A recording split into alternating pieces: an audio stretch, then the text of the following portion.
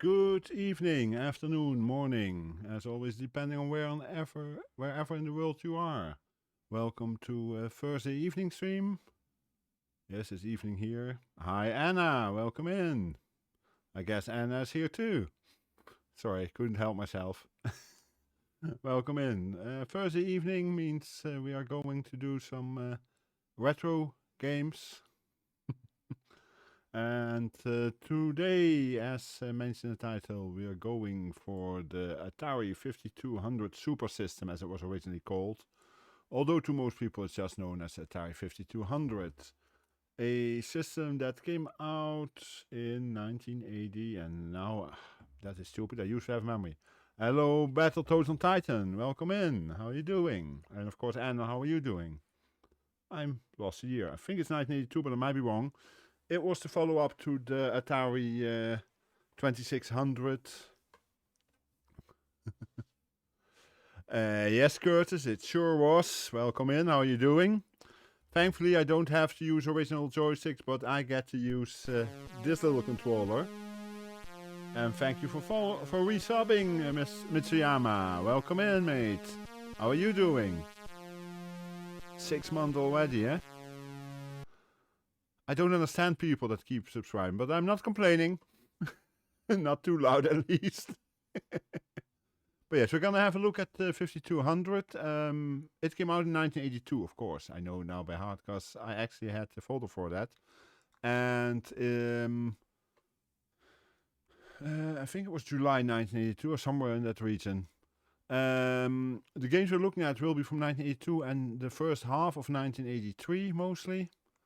I think there's about 25 or 26 games we will be looking at. Some will be better than others, as always, but well, there are classics, some of them, and some of them are classics that should better be forgotten. We'll see what is what during the stream. There we go, Atari.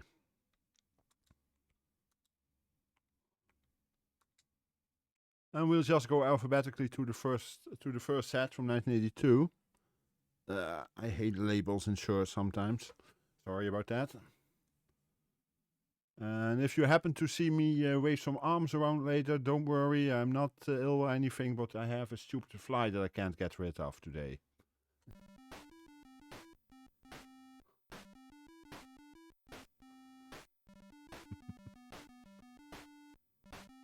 I guess Parker Brother presents Astro Chase by Fernando Herrera. Unlike Atari, other companies did allow the names of their programmers, developers to be known. Let's have a quick look at the intro. 5200 was somewhat advanced compared to the 2600, but it was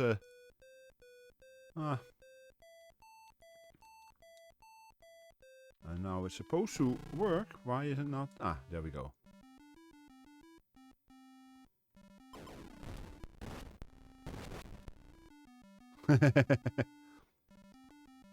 I'm not sure if it was public domain back then, or well, it was public domain, but it wasn't as known back then as it is now, of course. Now you hear this kind of music all the time.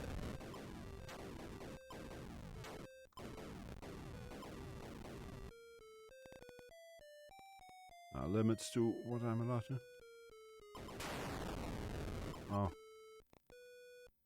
Why am I not allowed to move there? There's bound to be a reason for that, but I've never played this one before, so it's a bit of a surprise as to what it might be. Oops. Lost my last saucer. Okay.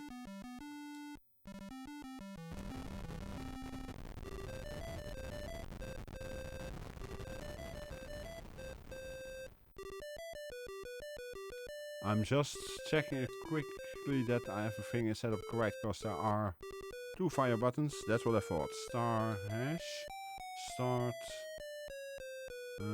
pause, reset, and this one we will skip.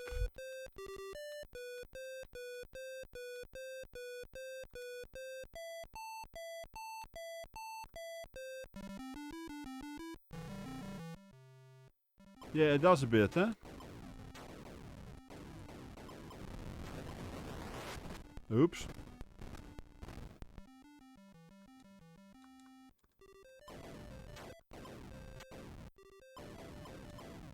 Okay, where do I go?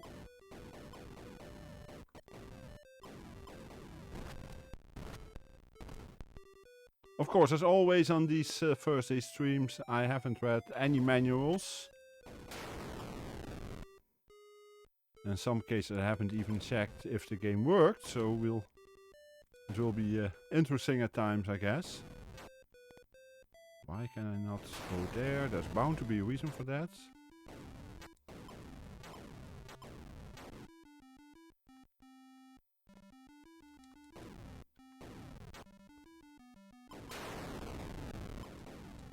Can I not shoot that one? Ah, there we go.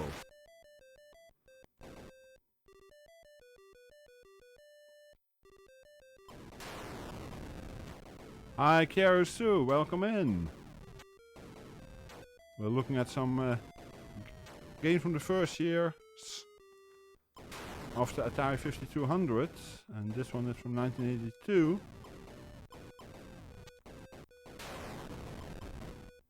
I have no idea what I'm doing apart from the fact that I probably need to shoot everything that moves.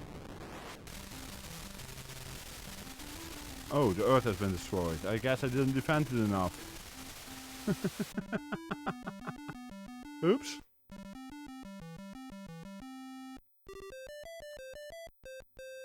Hi Rata, welcome in. How you doing, Kierus and Rata? Yeah, it's usually either 2600 or sometimes the 78, but the 56 you don't see that often.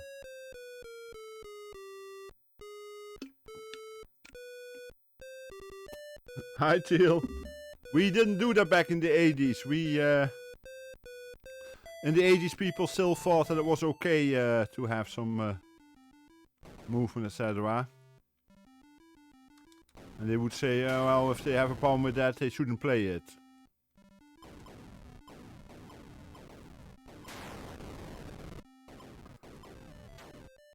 Although I agree, yes, it wouldn't be bad had it come with a warning. Exactly. Okay, so it looks like I can move around the Earth basically within a certain limit, and I have to defend the Earth from the opponent. Okay, starting to get something.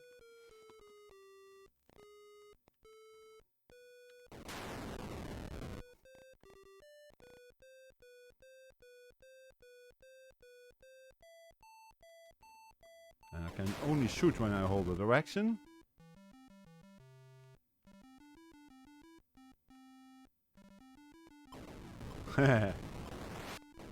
Now, Kierus, I play with on the MiSTer, so that has the advantage that I don't have to use any of the original joysticks, cause yes, the joysticks for the 5200 stank. Okay, where do I go then? Ooh, I couldn't afford.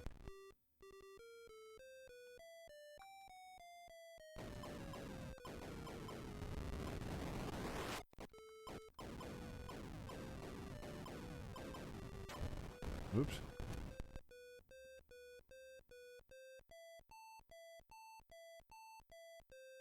It was all very new then, eh, Till. Wow, that has been a while since that has been used, Till. I'm surprised you actually remembered that the command was there.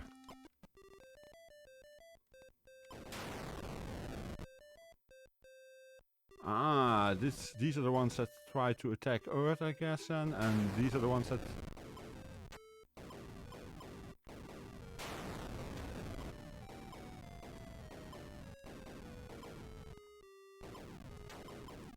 Can I get close? This is difficult aiming at those things.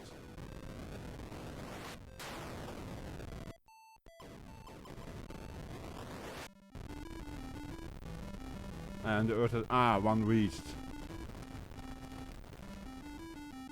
But yes, no, I'm using this one, a 8-bit Do SN30 Pro, which plays a lot better than The original sticks for 5200 wood.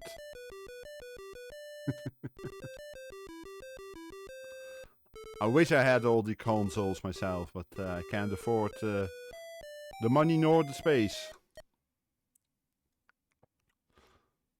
Okay, we go on to Centipede. A classic, of course, on any system.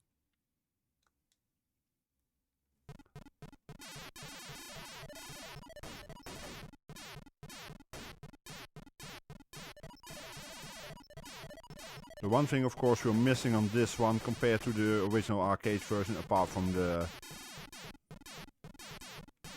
audio system, etc.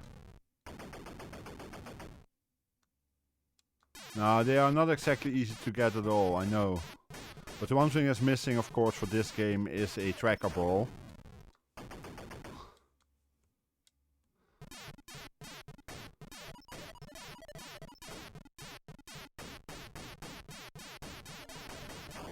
Oh, come on.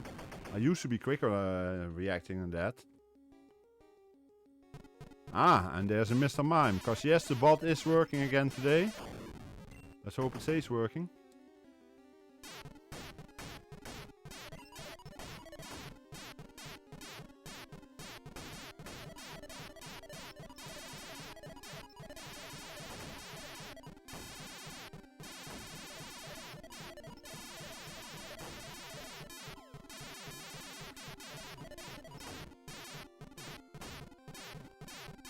Curtis, nice try.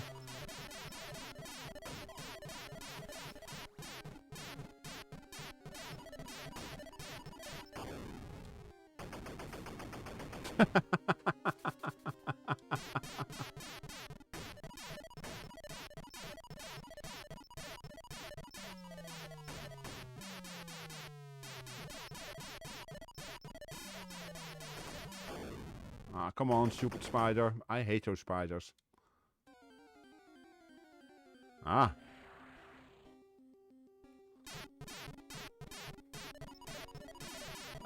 Cadabra. Okay.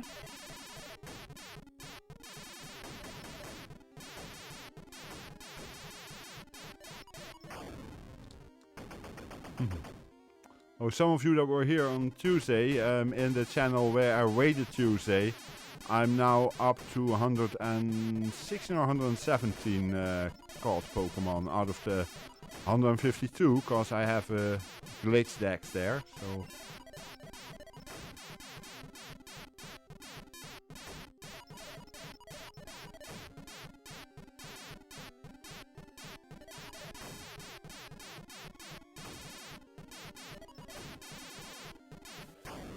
Ah, too quick.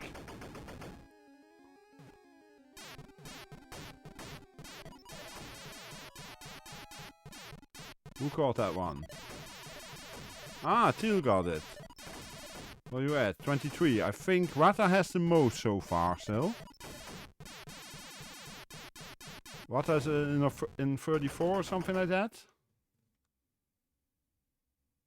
Wow. I actually have a memory. 35. Only one out. How close can you get, huh?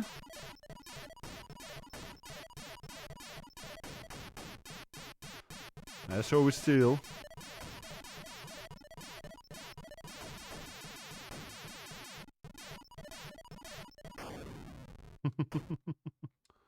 Yeah, cause one, of course, given. Yeah, I knew it was about that number. I didn't know the exact number, but...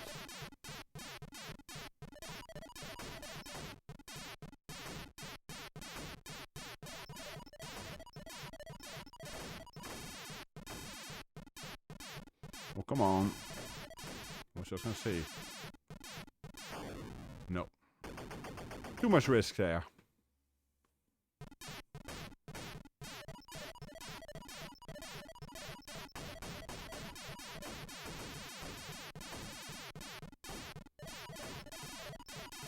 That was better.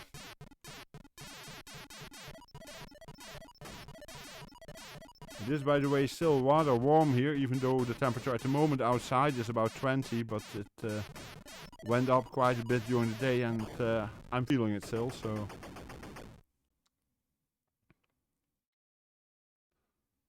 Okay, one more try. This used to be one of my favorite games back in the arcade days, but then the original. What are you getting scared of, Till?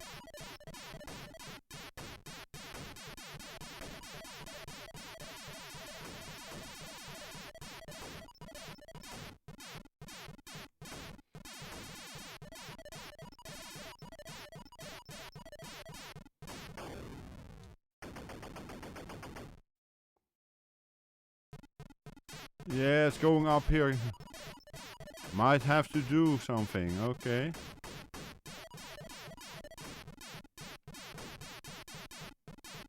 I know my good friend WeCarrotXO. Hi 713XX.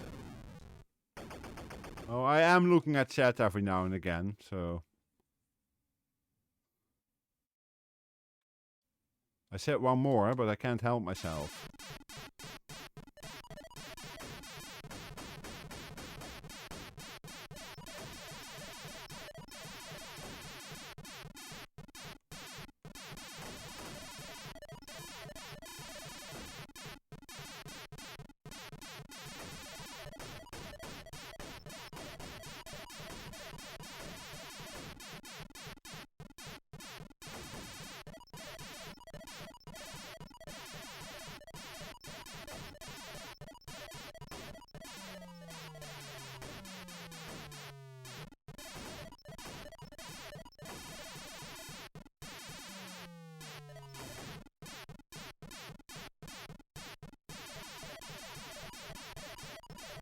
Ah, damn, there was one down there. I thought they were all on the second line.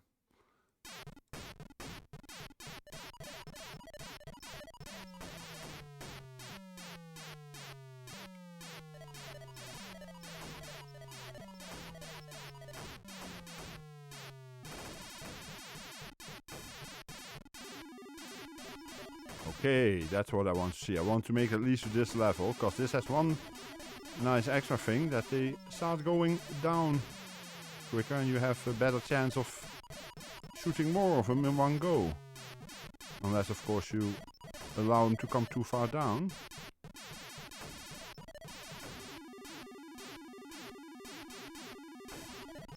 I don't know if you noticed, but unlike some other versions, in this version actually, they can go, the parts of the centipedes can go at different speeds. In many versions they all go the same speed, not in this one.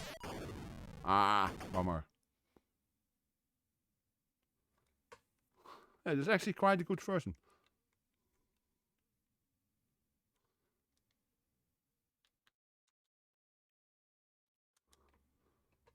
Now this is a game I have no idea what it is, so we'll see it in a moment.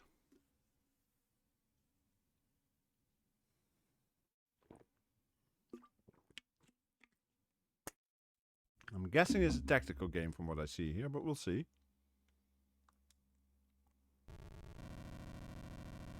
Ah, no. I'm a tank, okay, what? Oops. Oh, and they can shoot at me, wow.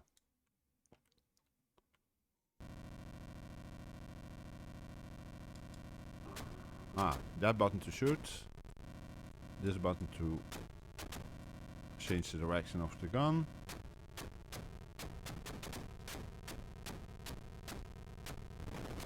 Got it. Oops. This takes a bit of getting used to.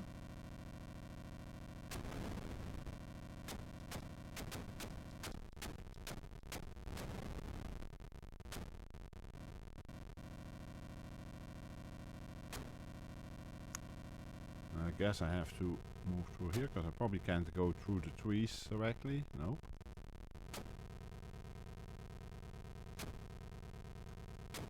Oh, I can't shoot diagonally. Okay, that makes it easier. Okay, this is a game I've never seen before, but it's...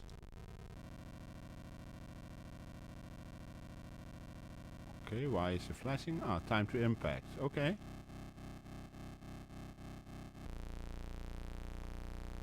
Enter failsafe code. Oh boy, you need number codes. Okay, or is this something I cannot stop at all? No, nor have I. Maybe I needed the number keys for this one.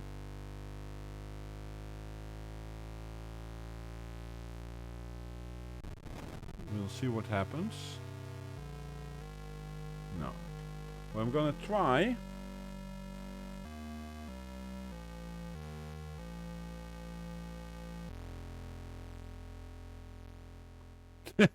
Yeah, Chaos. Because am I... Oh no, I'm just starting again now. Okay, let's not fly right. Okay, so I was continuing, but what I'm gonna try is I'm gonna do this again. Well, first of all,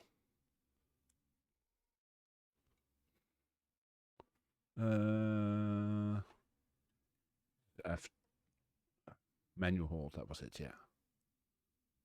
Reset player assignment. And let's use another controller which has numeric keys, because that gives me more options. Fire 1, fire 2, star hash, start, pause, reset, 0, 1, 2, 3, 4, 5, 6, 7, 8, 9. Notice I can count. So we're gonna try with a different controller. A Entity Data Super Famicom controller, which is yeah, okay, good start. At least that allows me to enter numbers if we're lucky. If that's needed for this. I don't know if it's needed. Why am I moving without doing anything?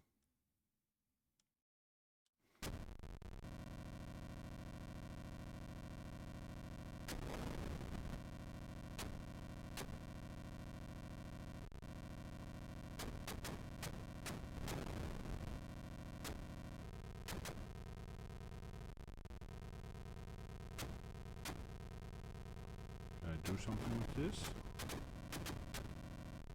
No, I can't move through there.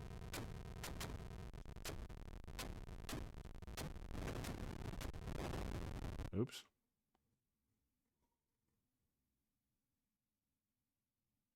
Okay, well.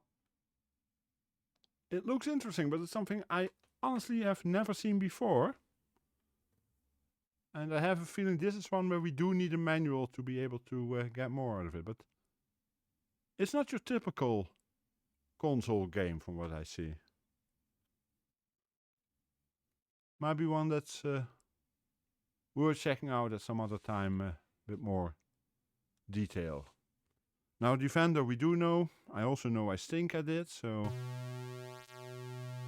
one player easy, yeah. That's probably difficult enough for me already.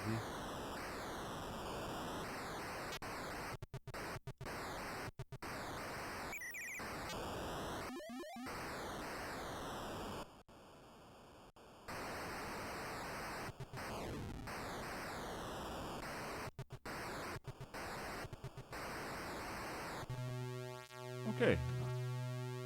I somehow completed the wave and I'm sweating badly. Sorry about this. It's just...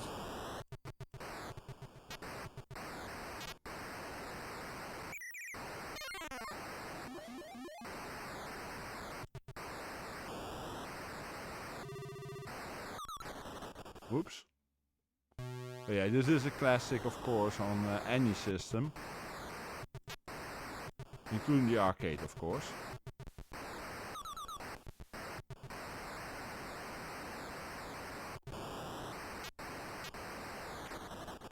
Ah, come on.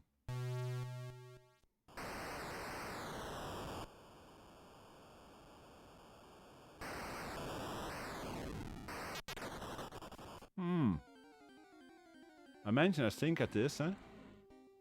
Okay, and what do we have there? A wheezing. If anyone wants to try and catch it, feel free to.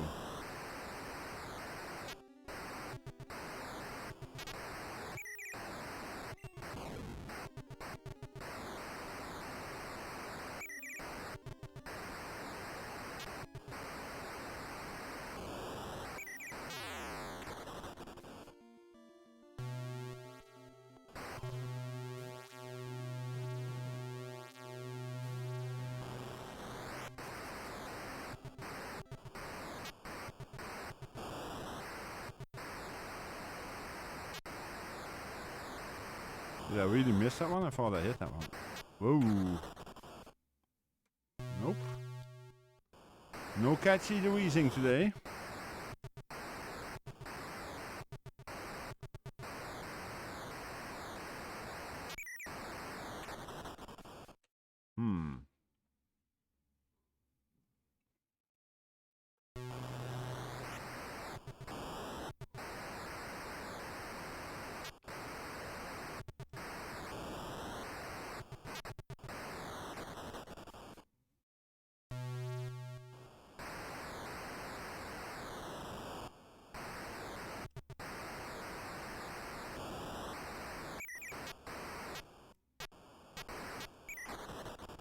Ah.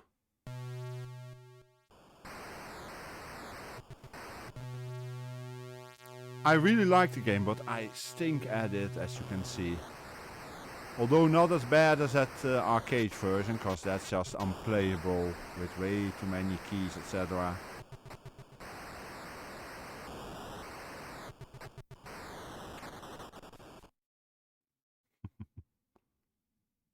Yeah, let's go to the next one, because we have quite a few games to go through tonight. I can go a bit longer than I would normally go, because I have the rest of this week off still, but which means only tomorrow, of course, and then the weekend. Now, Galaxian is another classic.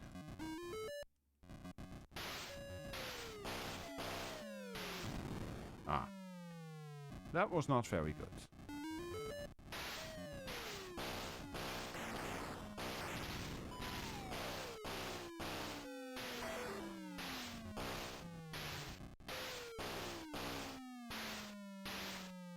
While I probably prefer the somewhat later Galaga, Galaxian is pretty good too.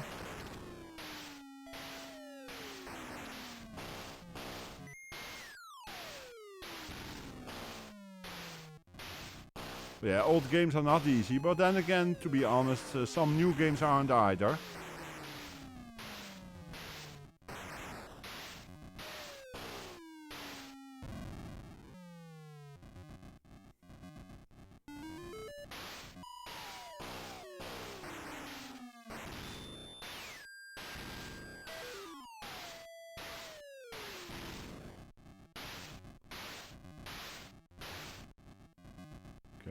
Come on.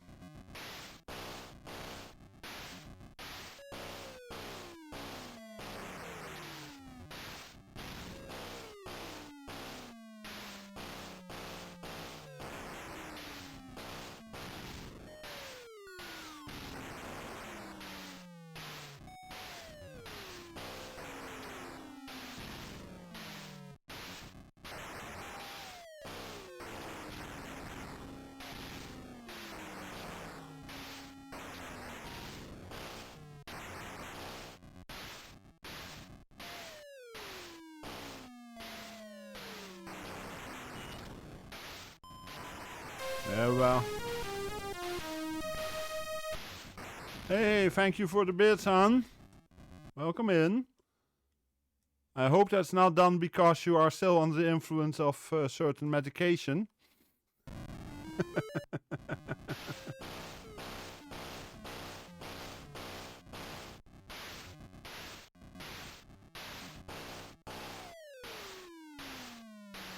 Lady Wolf had a dentist appointment earlier today, and I think there was some freezing involved, so that's why I made the jokingly meant comment there.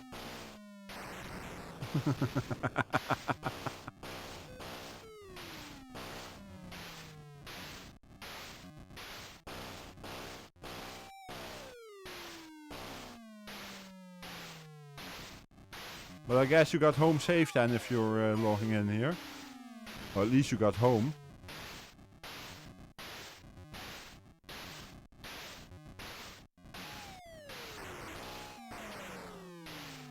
Ah, you want to stream tomorrow, Wata? What are you gonna stream?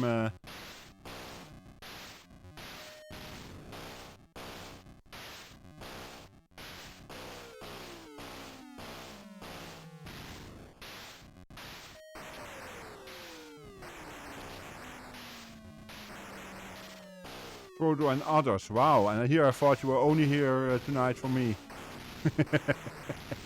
Just kidding, of course.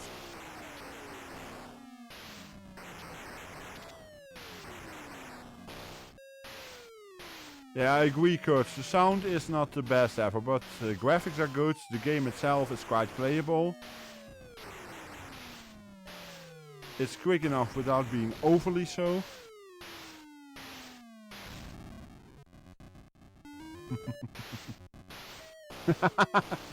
Oh boy, silly ball.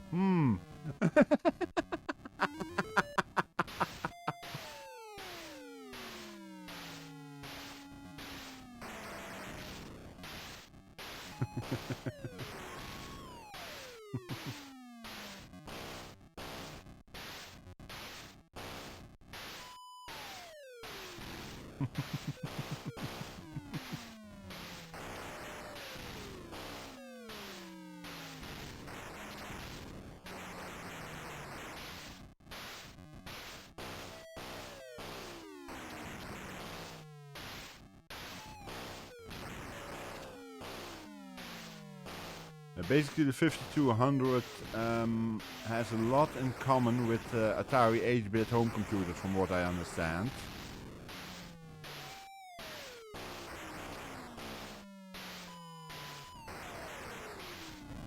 Ah.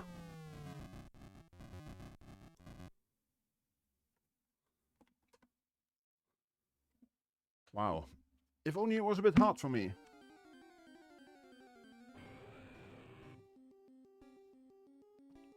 Yeah, the 7800, basically, what they did with 7800 was basically they made some new stuff, but for the audio they still use the old 2600 hardware.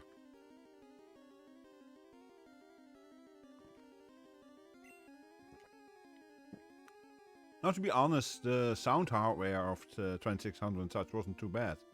Hi, Litwarski! Nice to see you. It's been a while. Okay, Han, have a good look. How are you doing, Litwarski?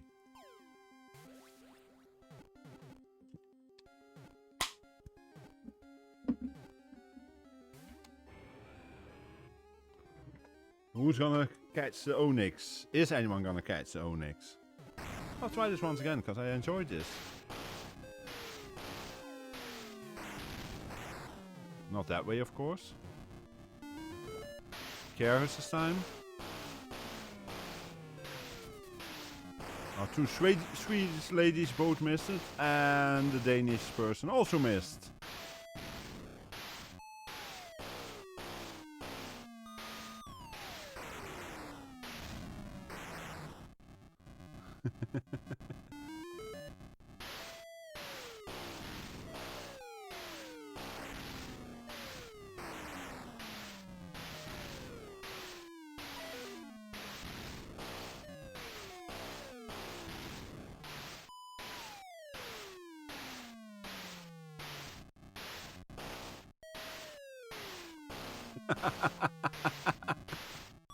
Yeah, there's Sorata we know.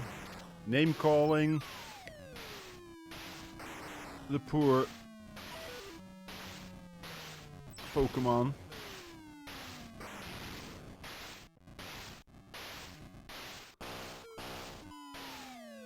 Oh, as some of you know, I basically started my Pokemon adventure about just over 2 months ago for the first time playing Pokemon Emerald. Sorry, that was a bit hectic there. And, well, as you also know, I got a Flareon behind me. My favorite evolution. But I seem to also have infected Lady Wolf, because she got her own first Pokemon plushie on the way.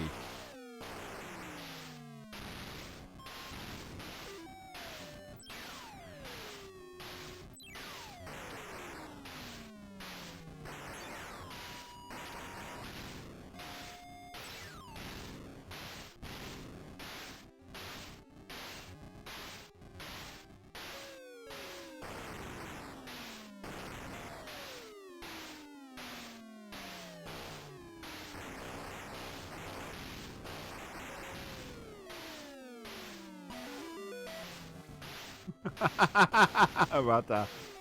Rata, rata, rata. Who caught that? And Rata caught it. I don't even know what it was because I didn't see it. Oh, I saw you. Okay.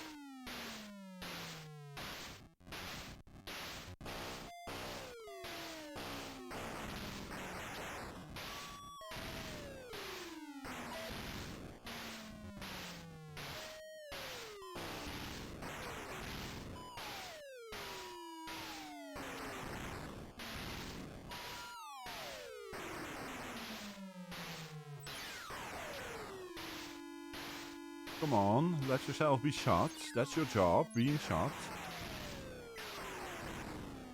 Pokemon are supposed to be caught and you guys are supposed to be shot. Oh come on, why can't I think of it now? The grass type evolution of Eevee.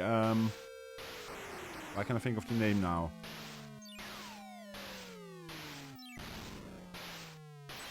Leafy, yeah. Leafeon. Yep. That's her favorite of the evolutions, so she decided to order it.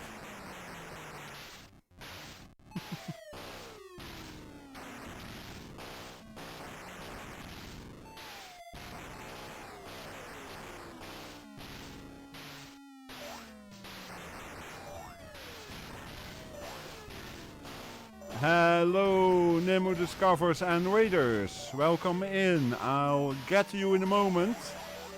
Cause unless... Can I pause this? Yeah, I can pause this. I wasn't sure if I could pause this. Welcome in, Raiders. Let's give you a shout out there. Nah, it's just a show up.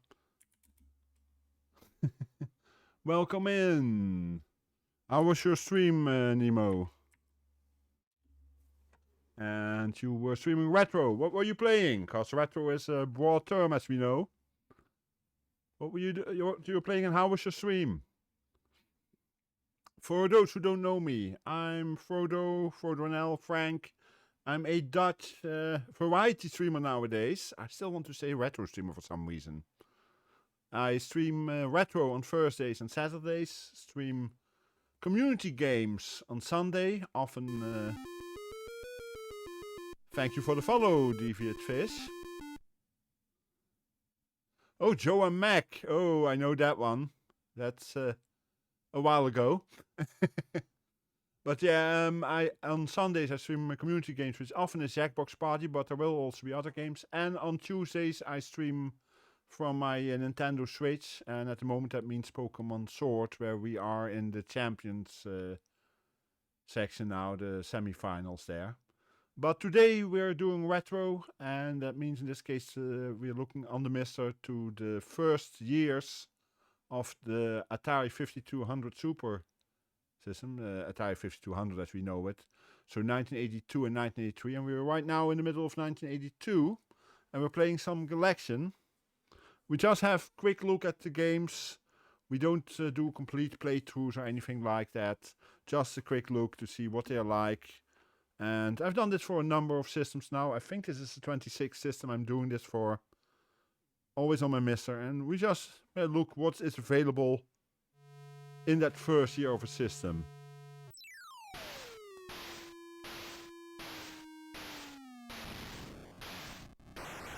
And you often get, well, you will see that especially at the first years, often there are some pretty bad games, but every now and again you have exceptional games too.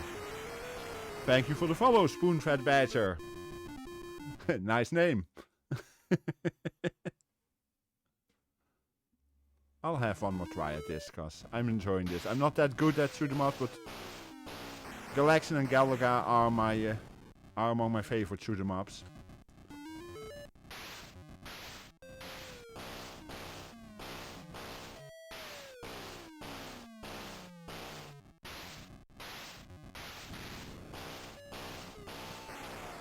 Just some general stuff. When I first started gaming, that was in 1980s. I My first system was a Timex Sinclair 1000 with 2K RAM, and after a year I switched to the Sinclair ZX Spectrum.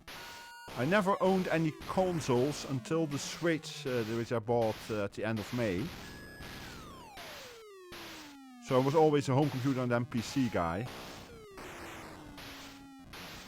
So many of these games were new when I first started trying this. Now, of course, Galaxian I knew before from other systems.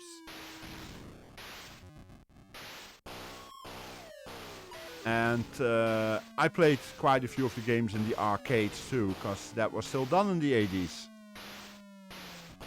And we were lucky enough that the arcade we had in my city, Maastricht, where I was born, there was a no smoking rule, so it was okay.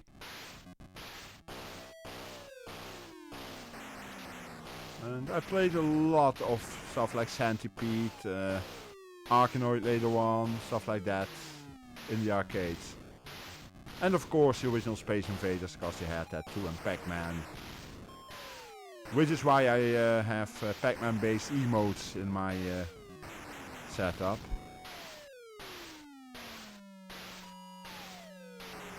Oh, was it the C16 or the Plus 4 spoon-fed badger? I did do a stream on the first year of the C16 and Plus 4. With the difference, of course, being that Plus 4 had built-in applications. It was not more RAM, no, it was the ROM was bigger. And the keyboard was professional, between quotes. I'll have one more try at this. Okay, the Plus 4, yes. Now, we did the first year off stream of that one too. That was a system that, well, basically Commodore was dropped the ball on that one, as they did on so many systems, apart from basically the C64. That was the one that they were really successful with. After that, it went down. Even with the Amiga, they never supported it enough, really. Especially outside UK and Germany. But the Plus 4 was an okay system, actually.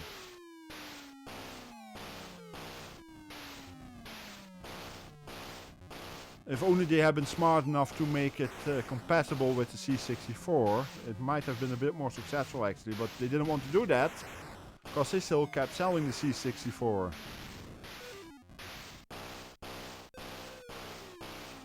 Oh yeah, those were the fun times. My Spectrum originally was 16K RAM, but I extended it myself to 80K.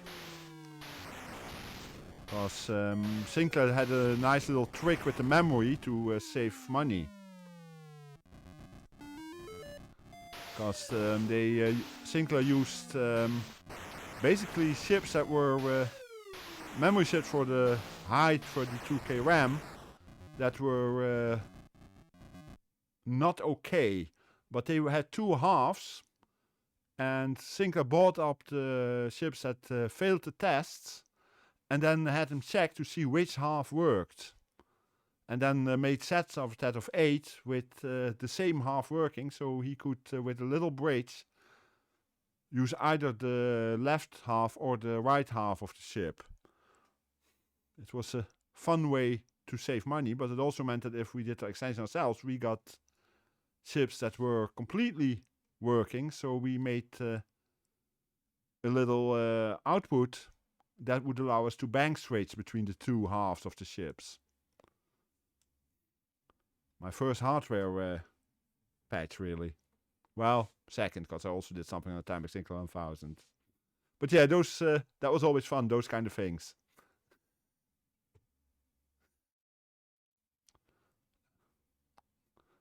Jungle Hunt, another classic. Why did I do that? I need this one.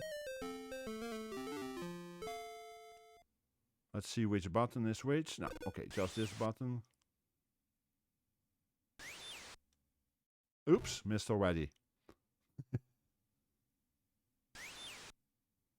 This is all about timing, and of course the timing is completely off on the swing now. There we go.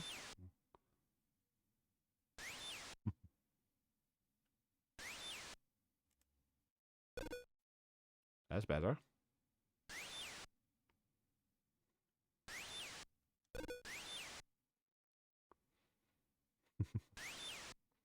But yeah, I see a few fun systems come by. Ah yes, and we also catch Pokemon here nowadays. Eek, I must have hit twice there. If anyone is interested in that. That's a relatively new addition to the channel. I know, Carriers. Missed. Damn it. I used to be able to make it at least to the water section. Let's try that again. Oh wait, is this... Let's put it to beginner, you know, cause I'm old. I am allowed to play a beginner.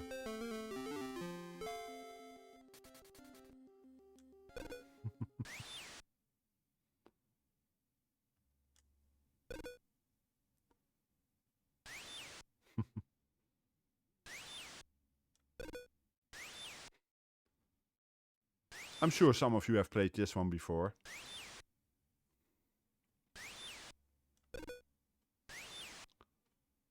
The sound isn't too good, of course, in this one.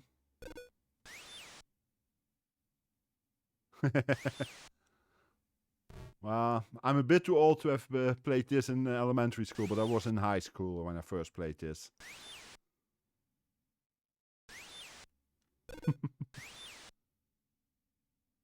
Yeah, it's also available on 2600.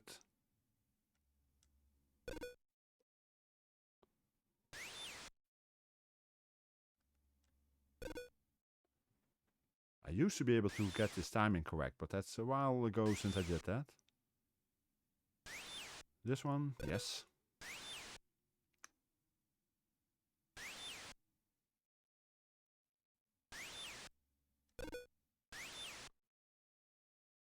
I think we're almost at the water, but I'm not 100% sure. Yes. So then we get to swim. I thought I could avoid that crocodile.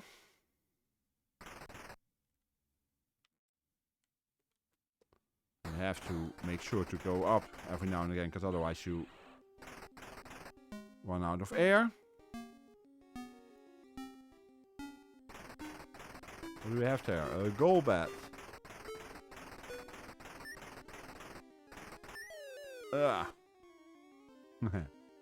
I knew you would go for that one, Anna.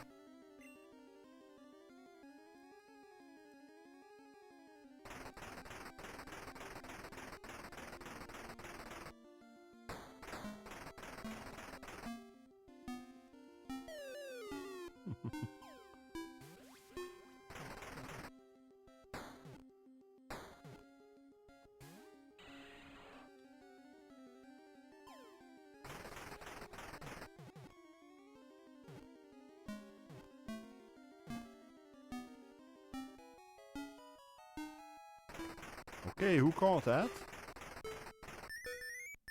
Anna, okay.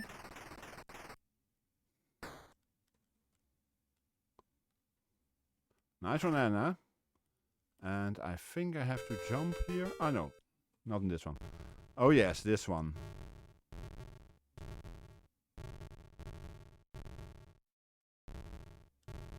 Yep, missed it. Oh, it's a while ago since I played this one. And my timing is completely off. Gonna try one more time.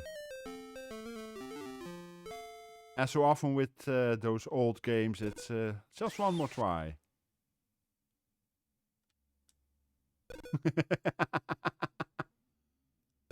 I know that feeling, Nemo. When I got back into gaming a number of years ago and I saw all the old Spectrum games again that I used to play. It was, oh yeah, I played that. And oh yeah, that was also something. All the things that you think you've forgotten and then suddenly come back.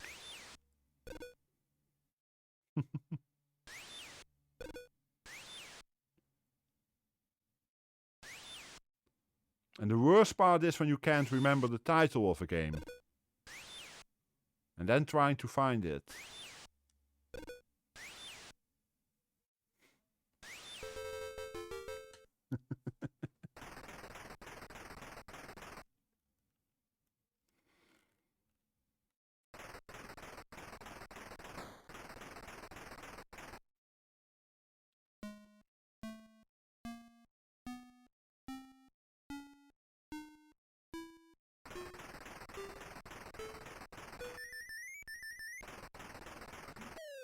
Oops. I thought I could avoid that one, but I couldn't.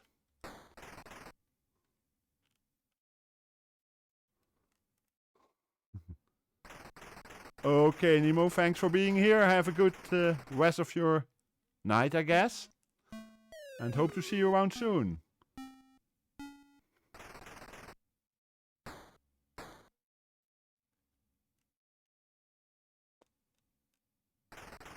And thank you for the raid.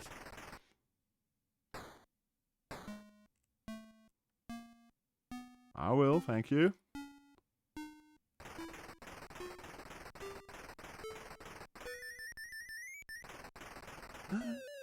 Why?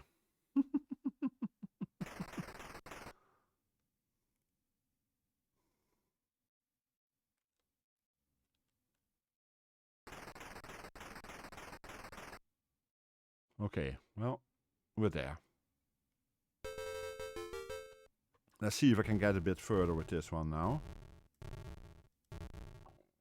Nope, not this way.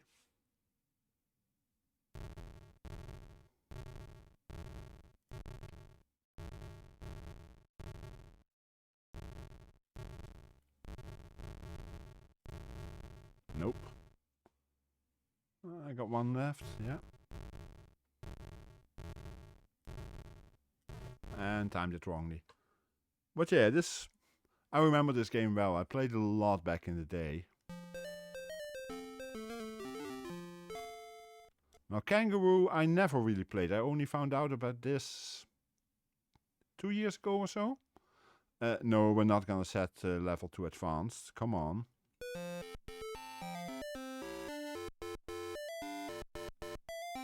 Oh well.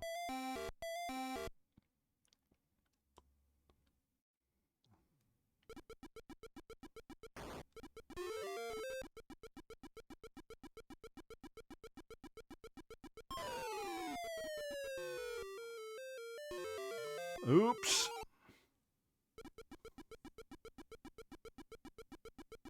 I know how that goes, Lewarski. It's good to see you, though.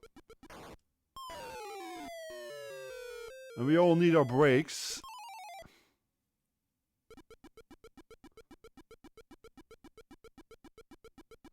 Okay, 7:13. Have a good rest of your day and see you soon. Why do I keep doing the same thing there? Always nice to see you in.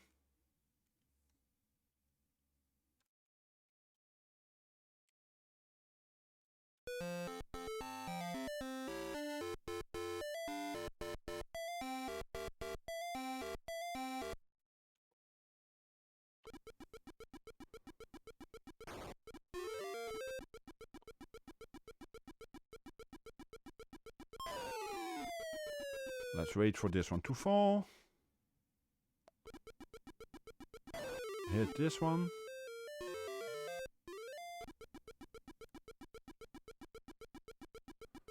I heard of it, I think last year, 2 years ago on Amigo's stream. It was played and turns out to be a classic, but it was one I had never heard of before myself either.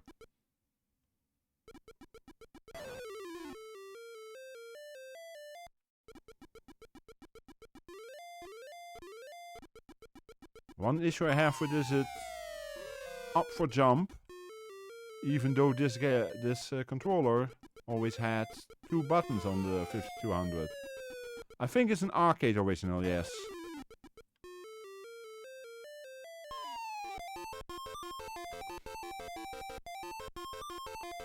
Oh, Susanna!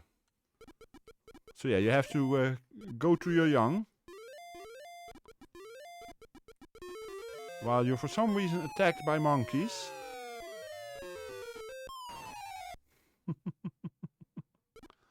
I think it is, yes, Curtis. And as mentioned, I never played it until, well, I never knew about it even. Until 2 years or so ago. But, oops. And that was game over. But it's a nice game. It's something I have never really played, so I have some problems playing it. I'm actually gonna reset and see if I can do it. Oops, that was the wrong one. Reset. So, okay, let's do it with this one, because this one usually reacts a bit better than the other stick. And yes, this is one of both favorites.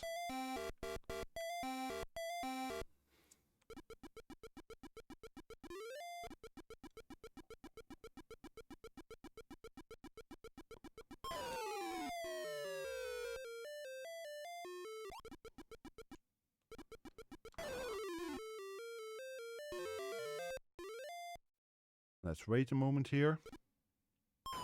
Ah, let's not. Yeah, it has some very original bits, which... The first time I saw it I also thought, well, Donkey Kong with some changes, but no, there's enough originality in here that it's worth playing it on its own. Oops.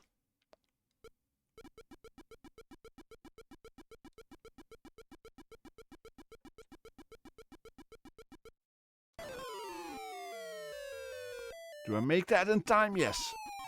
But I missed that one. Yeah, it's a interesting game. And yes, it is an arcade original. I'm not even sure if I have it in the arcade section on this, but it's a fun one. Okay, Missile Command. Now, this, of course, in the arcade, it used trackable and 3 buttons, which weren't available for the 5200, just like for the 2600. But I played this a lot on the 2600 at an uncle's.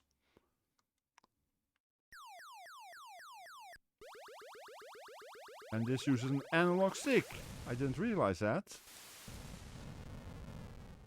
Thankfully, I have an analog stick on this one.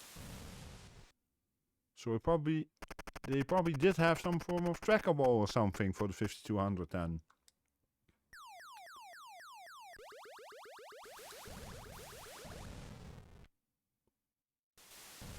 That was not an option on the 2600 as far as I remember.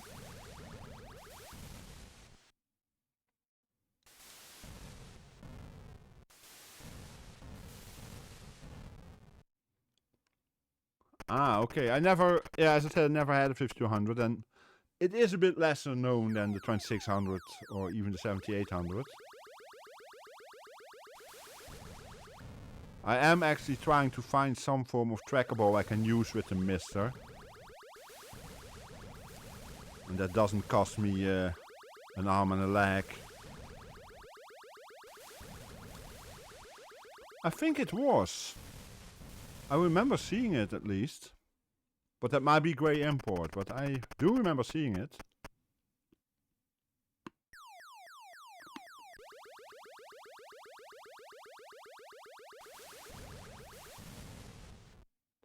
Oops.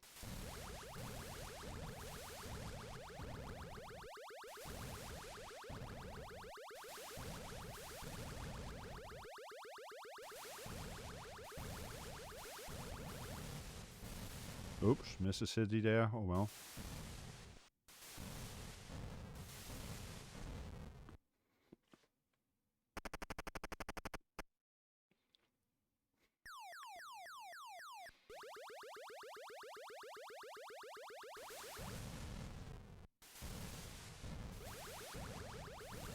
Let me guess, Teal, you're hungry and tired.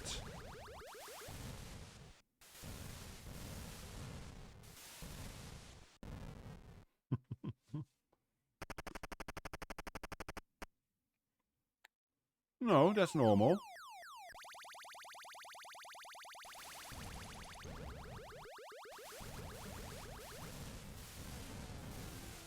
Oops, that's bad. I'm dead. A Kingler.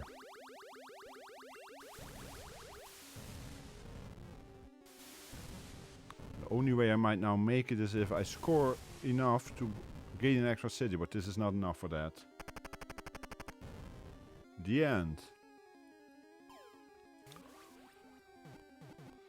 And regarding warnings about flashes, etc., if they had to put that on these games, they would have to put it on just about any game back in the day. It looks like you caught that one, Teal. At least I hear the sound as if someone caught, and as far as I know, you were the only one that threw a ball. Yes, was you.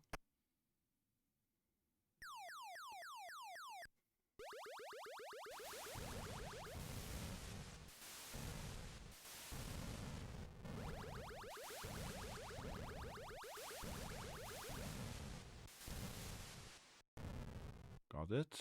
Good.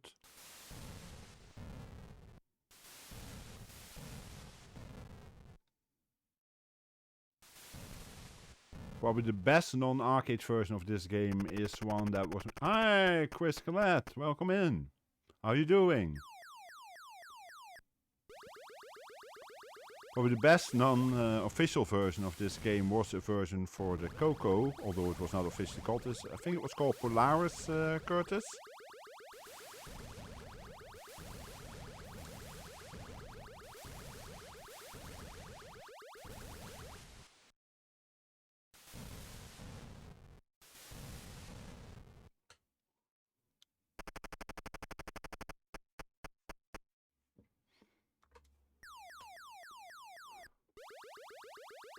I think Curtis is lurking at the moment.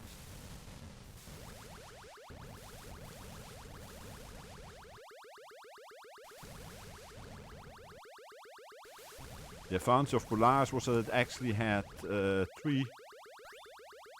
missile stations, as it should, as the original game did.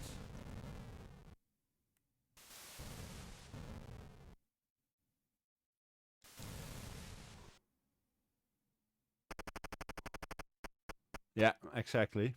I preferred Polaris because it was closer to the arcade original. And I know I'm not the only one. I seem to remember Boat and Aaron also like Polaris a lot.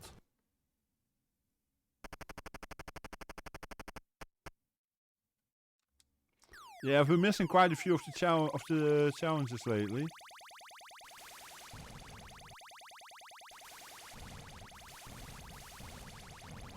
I seem to have been a bit busy lately.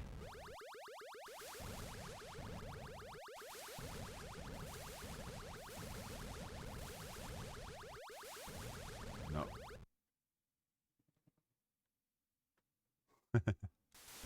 I have time. When? Well, I may have a look at it, see if I can look into it tomorrow sometime. Mud Pies. What kind of game is that? I don't know that one, Curtis. What's it like?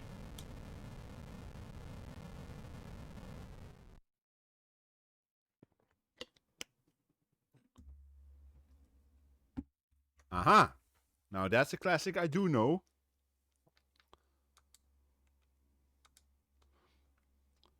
Chucky Egg. Oh, like Food Fight. Okay, I know that one. Now, Chucky Egg for me was kind of interesting because... Where does it say? Okay.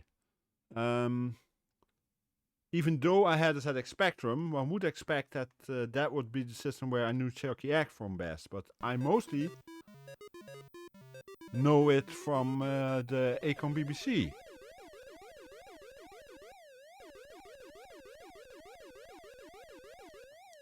Because we had Acorn BBC micros at school. Oops. And I played that Mania break.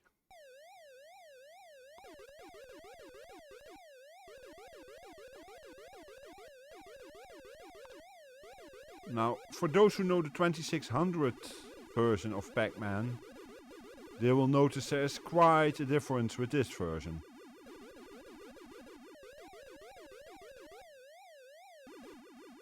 This one is actually a Pac-Man game, which I didn't feel was the case with the 2600 version.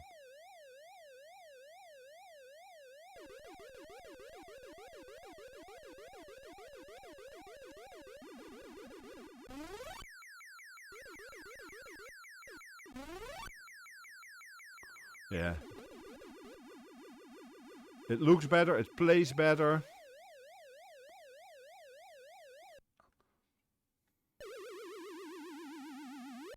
Yep.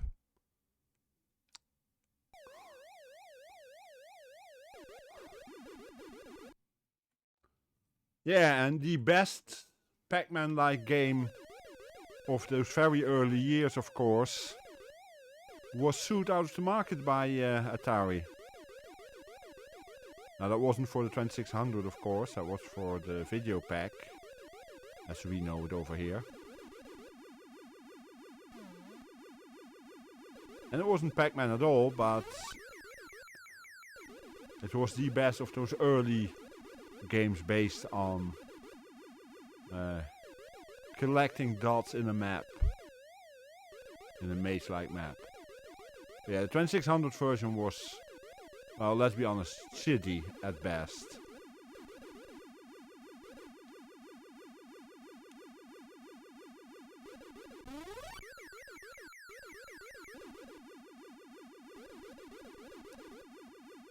Here basically the only thing that changed is the shape of the map, because of course we have a wide screen and not a high screen. And yes, they even include the intermissions.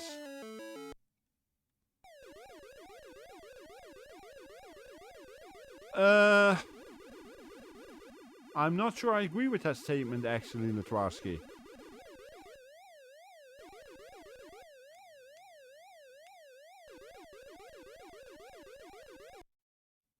Oops. ET has a very bad name on the 2600.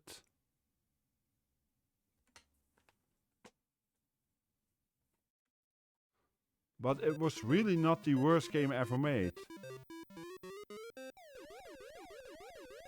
It had issues. It was once again one that was rushed to the market.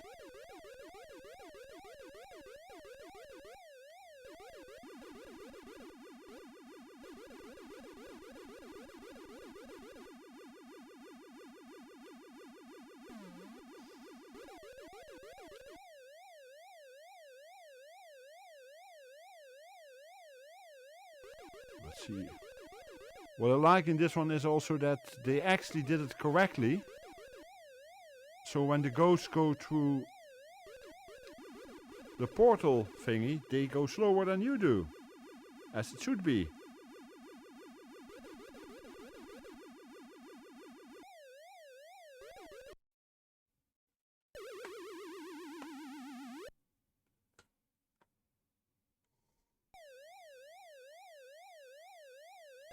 I agree, Curtis, but did it suck more than Pac-Man did on the 2600?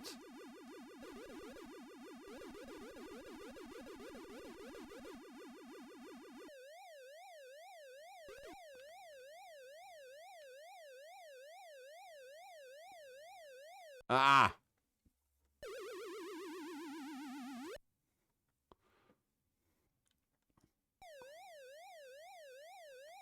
As long as you were able to avoid falling into certain holes in IT, because there was an issue with it, of course. But as long as you were able to avoid that, it was quite playable. You could in ET too. You just had to avoid one or two holes. But I would love to see a corrected version of ET. It would still not be much of a game. It isn't a good game. But it could be a playable game at least. While the 2600 version of Pac-Man, there was no saving grades for that one. In my opinion at least. Okay, some of you know that I'm a big fan of this kind of game.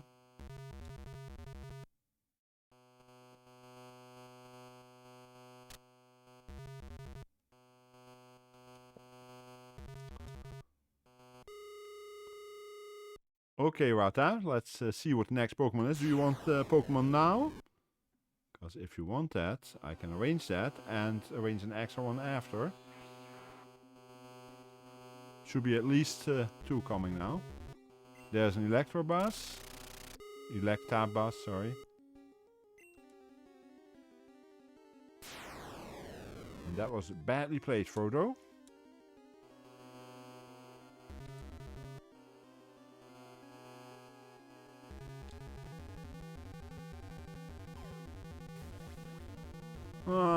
That's okay.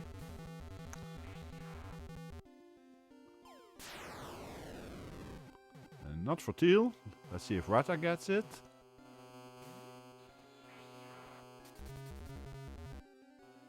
Nope. Now I don't know how many it does in a row. A Geodude. Okay, nice one. Oops, that was bad.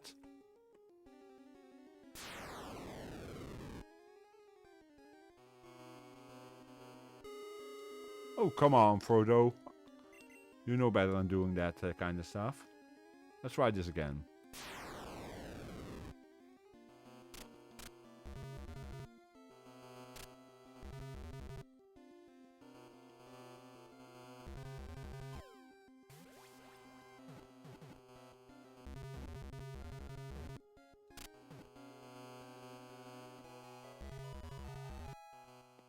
Someone caught something. Who did? Ah, Kyarus.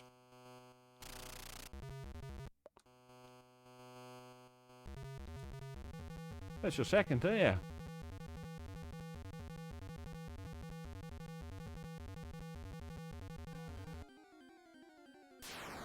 And Rata does a Pokélure and did one earlier. Rata does one now, yeah.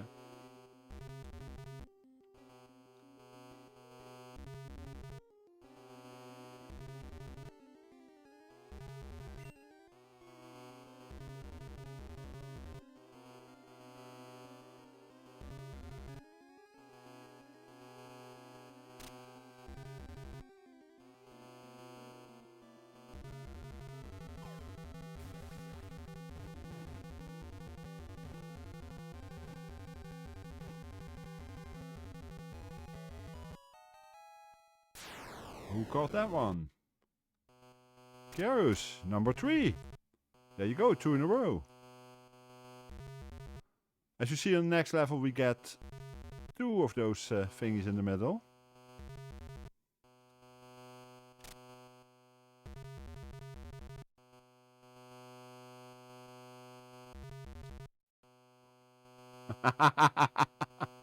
Nice one. What I'm trying to do is split those 2 apart, because usually that gives you a higher score in most versions, so I hope that's the case in this one too. Does it? Yes. Split quakes all points now 2 times original value. Nice one, Rata. Oops.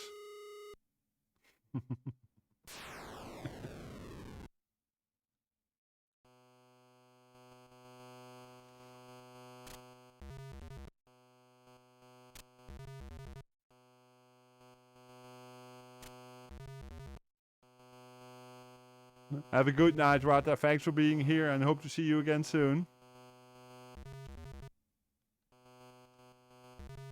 Always nice to have you in.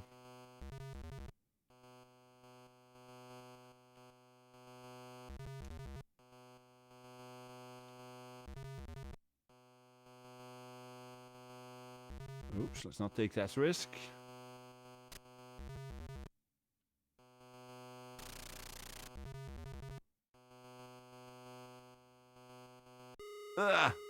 That was risky. Nah, that doesn't work, Teal. I cannot even give permission to the mods. They set it up so it only works for the streamer. Which is a shame, because I wouldn't mind setting it up for the mods. And it goes for other streamers too, but yeah, they never... they don't give that option.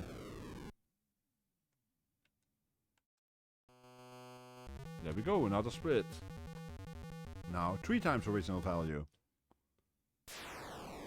This version is actually quite good, given the limited resolution that you have available in the system, of course.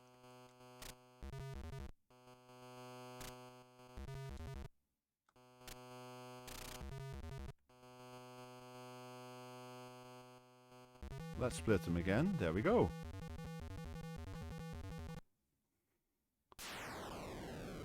I'm having a decent game of this.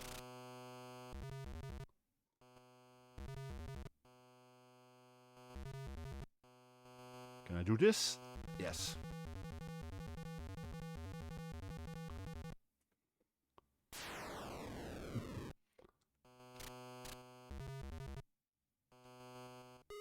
Ah, bummer. Was that my last life? Nope.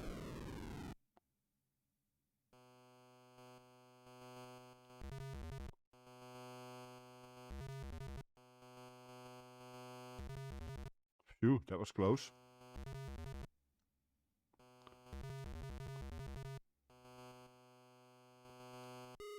Yeah, that was stupid.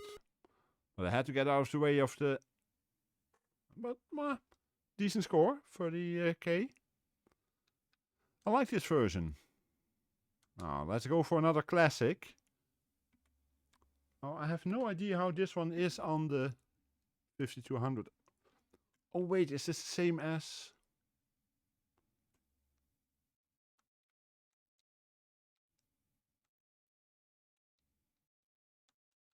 Yeah. They did the same as with 8-bit system, of course. So this is a non-standard Space Invaders, probably.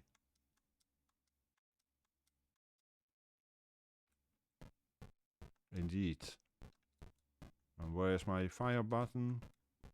Do I have a fire button? It doesn't fire.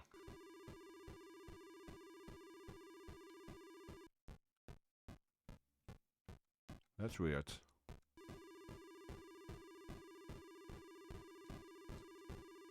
I can't fire. That makes it a bit difficult to play.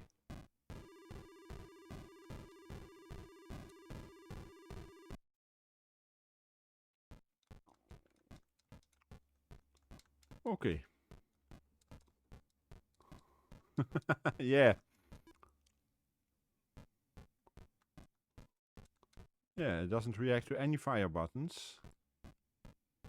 What I can try is go to game 2, see what happens there. No. Okay, looks like there's something wrong with this game. Yeah, hardcore indeed.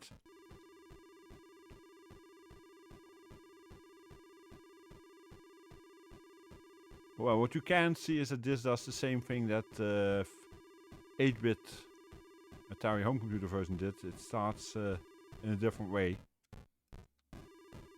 I guess we'll have to skip this then, so be it, and go to Star Raiders. Novice mission. No, I tried both buttons, because I have them both defined, A and B, 1 and 2. Neither reacted.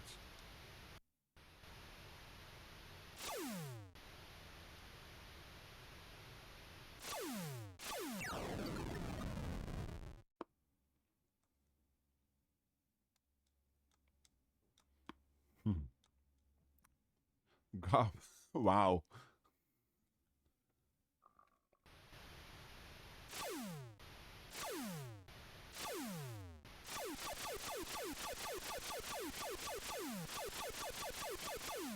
Doesn't look like it.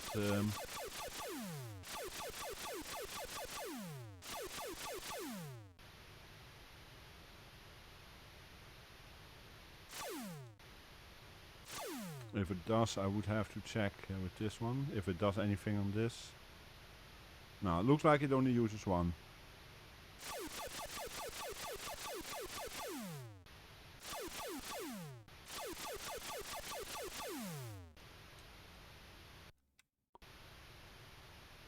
Ah, yes, I vaguely remember that too. Is that with this one?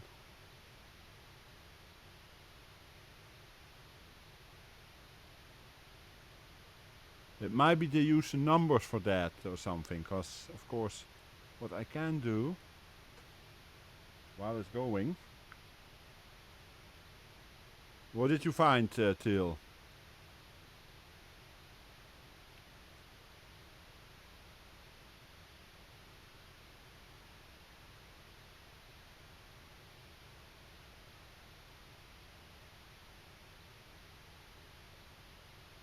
Oh, that kind of pig. Yeah, well, sorry.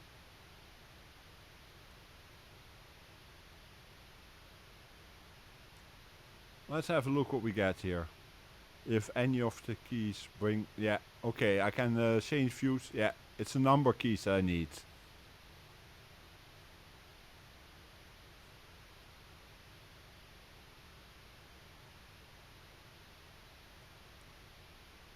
For some reason now I cannot...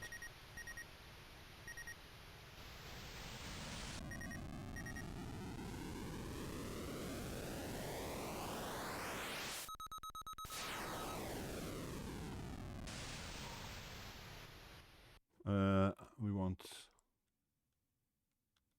We don't want F view. Why can't we change? Long range scan, no. Okay, they made it difficult to control. Probably need a manual for this one again. Let's reset because I prefer this one. And we'll skip this then. As I said, I didn't test all the games in this case. I was a bit distracted this week by a new season in analog stick. So probably they used what do you call that? The either trackball or more likely why can't I think of the word now?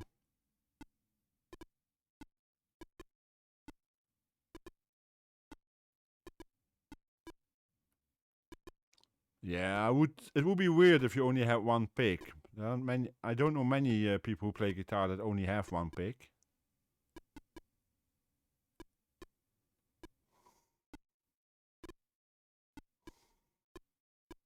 Especially with some of them eating them. They better have a few of them.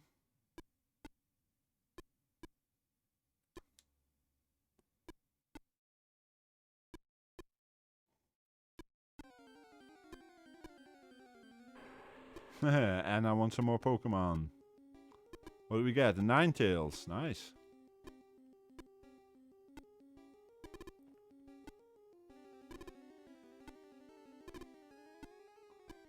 I already got one.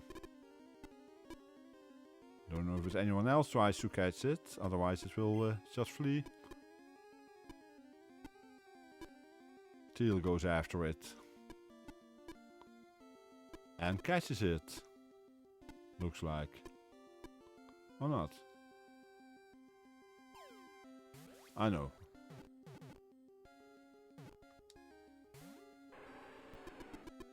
Nope. It flees.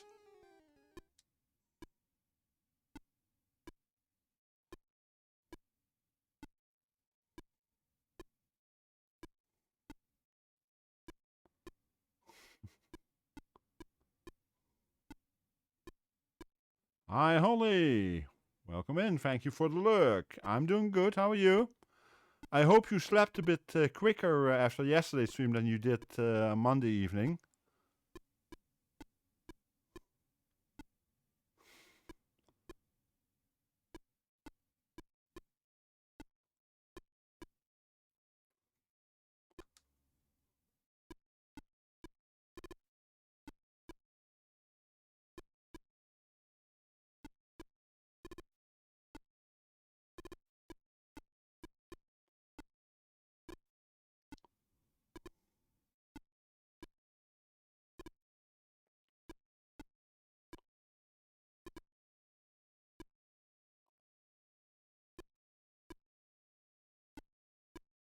Teal, would you mind giving Holly a shout out, please? Holly is a very new streamer. She's now done 2 streams. And is quickly on her way to get her affiliate. She has 50 plus followers now, I think.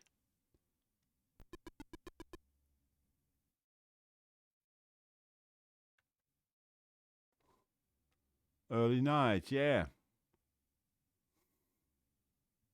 I know you Holly hit 50. I'm not sure how far over that she went, but yes. Well, you're welcome to it. We like to support our fellow streamers. 55, nice.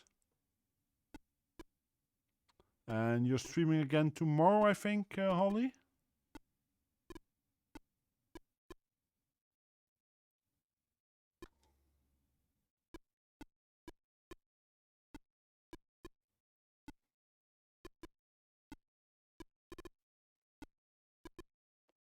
And after that, I will let you go to bed.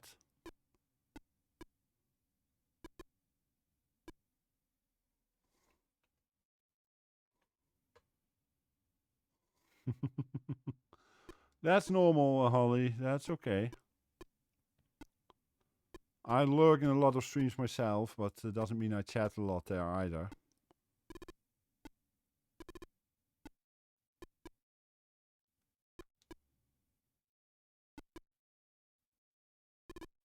Sorry, Anna, what did you say, Holly?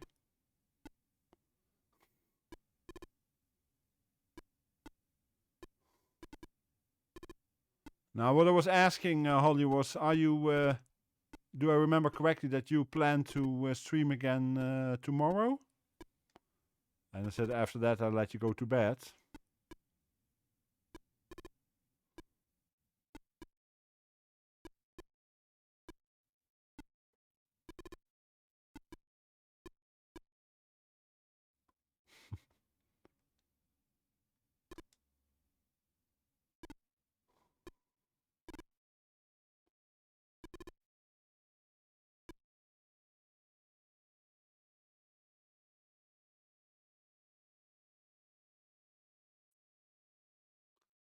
Nice, and I think you'll enjoy all this stream. I don't know if you've been in one of them yet, but I think you'll enjoy it. All this nice Irish lass, sorry.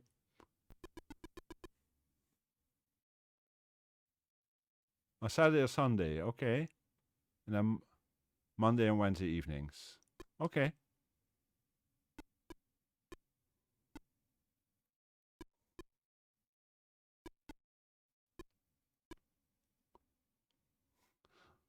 Okay, have a good night, Holly, and thanks again for the lurk, and see you soon.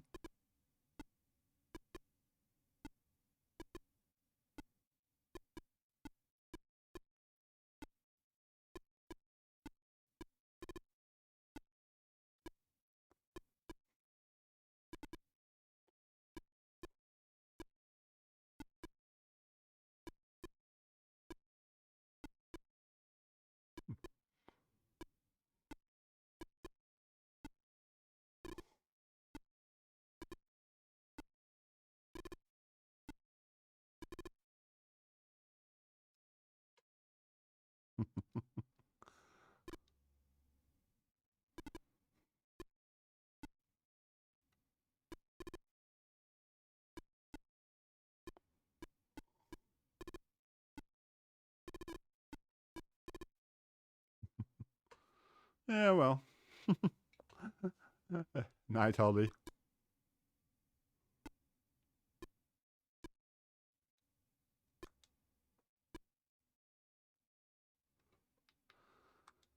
Okay, well, we all know Super Breakout. I could go to different versions of the game, but it's a standard game.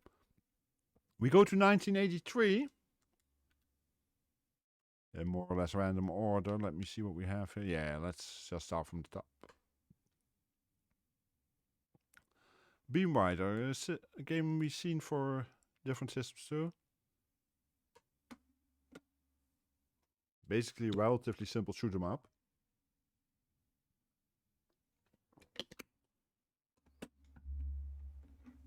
An Activision game.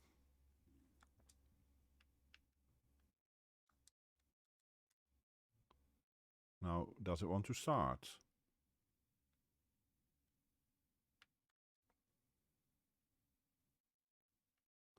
Thanks, Holly. Have a good night. Maybe this is one that needs... Yeah. That's what I thought.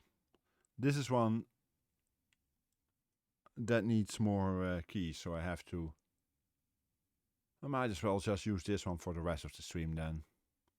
Fire 1, Fire 2, star hash, start, pause, reset, 0, 1, 2, 3, 4, 5, 6, 7, 8, 9. And now I can just say 1, level 1, there we go.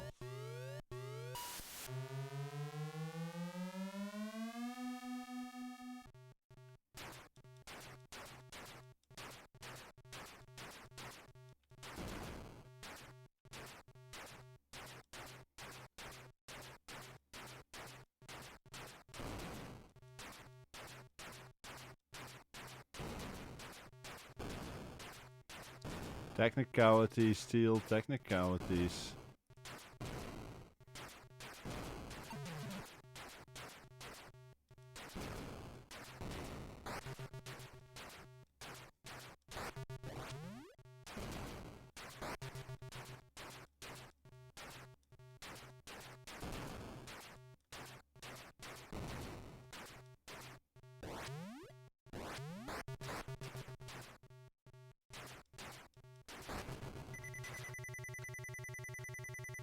Oh, how does that work again?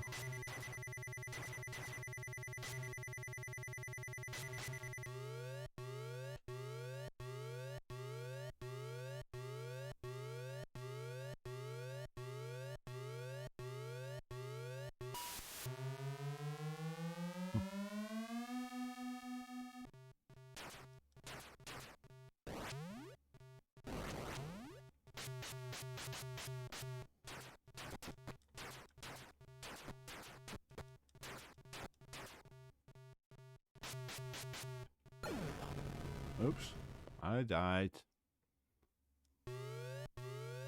Just because I was testing something.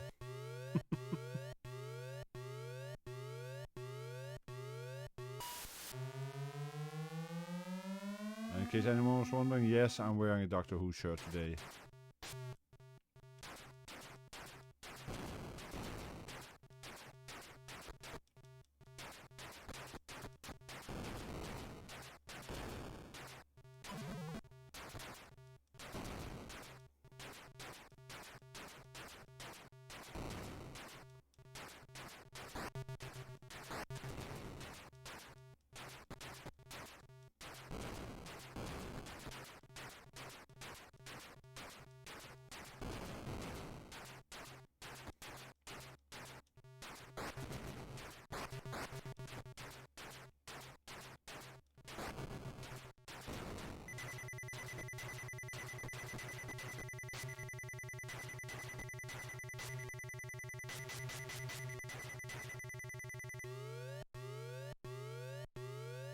Oh, I should have kept my bombs. Okay, got it.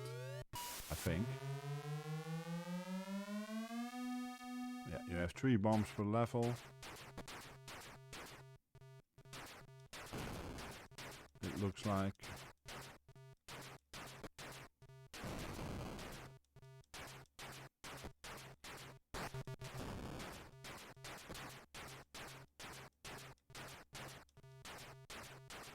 That's good.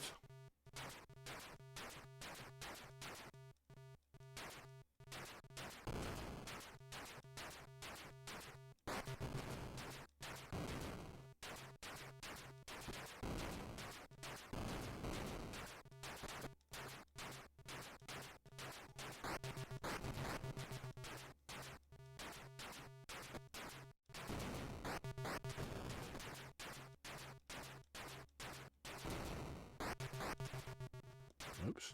Almost got hit there. Just could avoid it.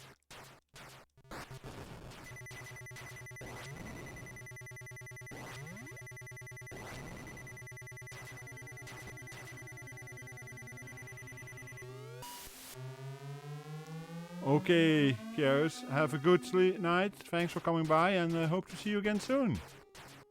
Next stream will be on Saturday, when I will do random games, random retro games, followed by Pokemon Emeralds, as always these days.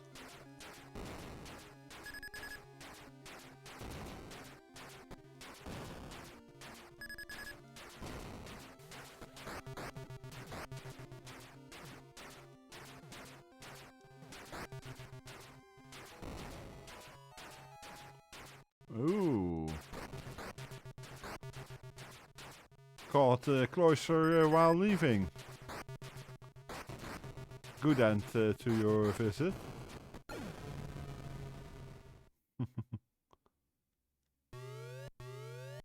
Yeah, nice one. Yeah, I'll start at 4 Central European summertime on Saturday, so have a good night and hope to see you soon.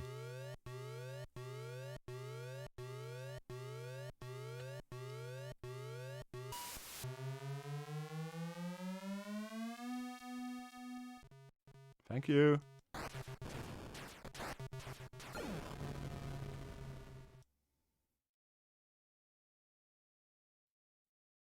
What's the matter, Teal?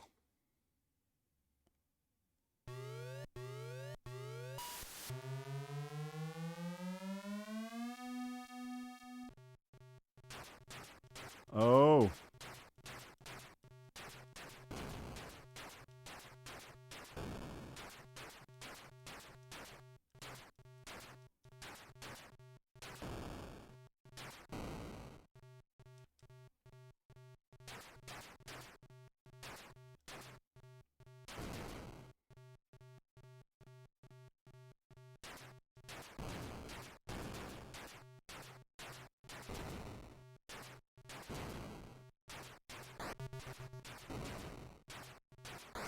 I just now see that there is a counter for the number of opponents to go.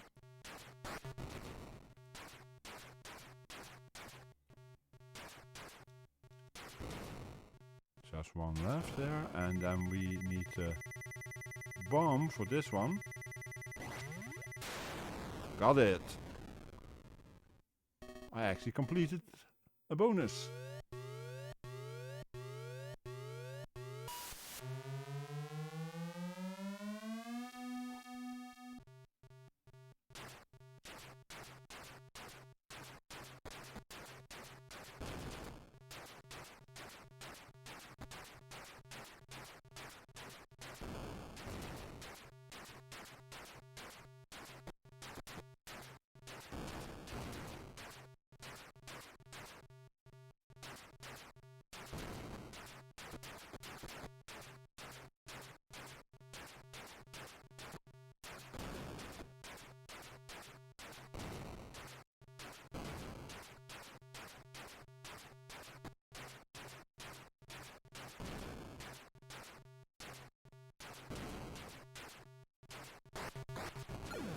What can I say, Jill? What can I say?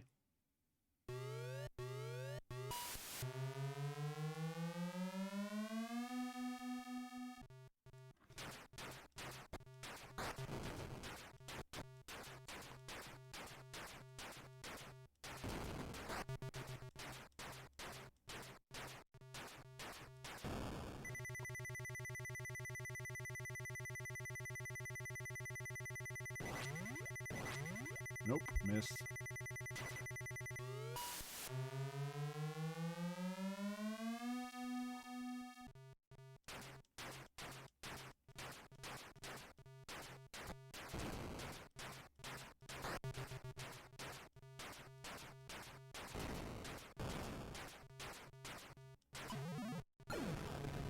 Okay, I wondered if I was allowed to touch that thing. The answer is no. So now we know.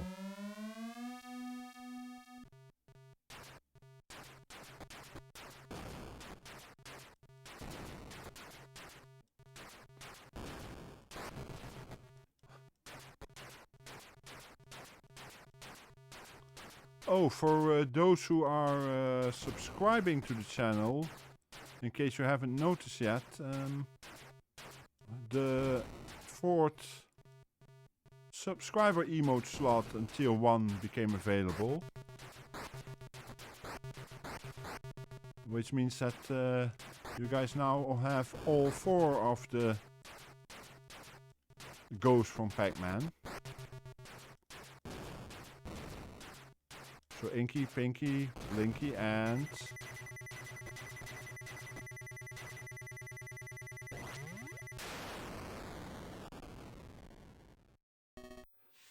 Yeah, except that it doesn't rotate, thankfully.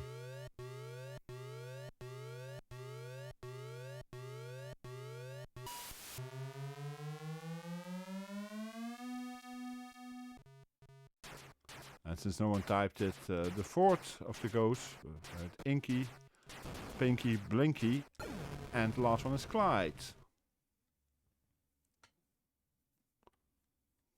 So all four are now available to tier 1 subscribers as an emote.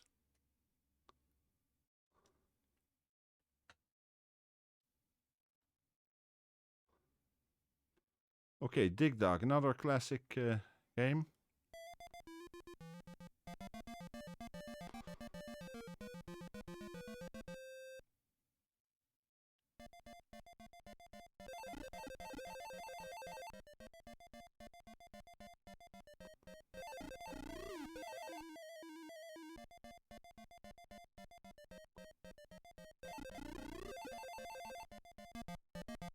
We're not gonna make this, I'm afraid, unless we're very lucky, but I doubt that. Nope.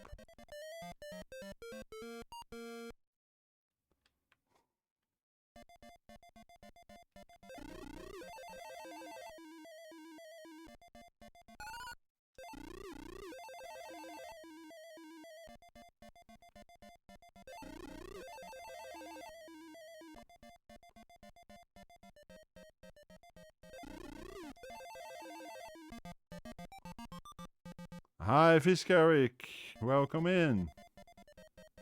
Okay, what can I say? I don't know anything about your ex-wife, so I won't give an opinion about that.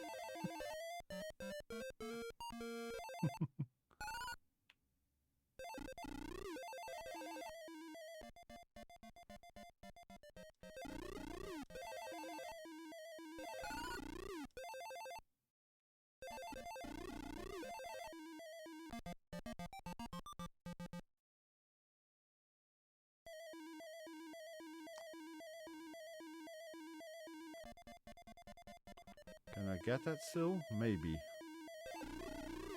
Yes, just.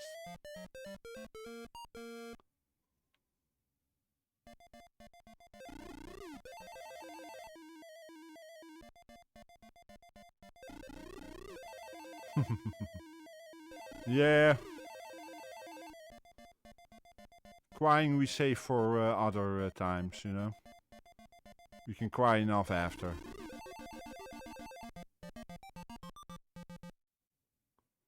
So Russia, what was your first gaming experience, Viscarik? Was it a console or a computer?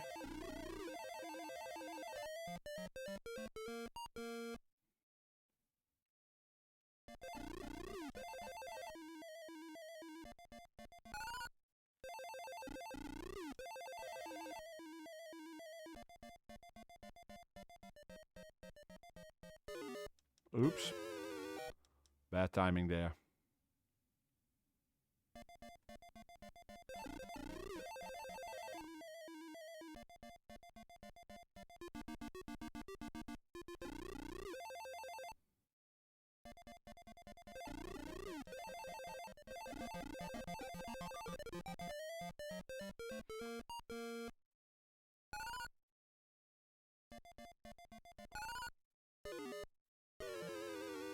That was just a plain old oops.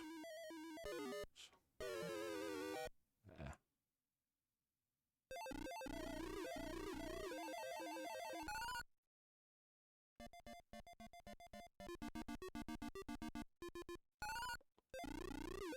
Thank you, Ledwarski. It was only because of the charity stream, of course, that I did that. But yeah, it looks a lot better than I expected it to look. Nope.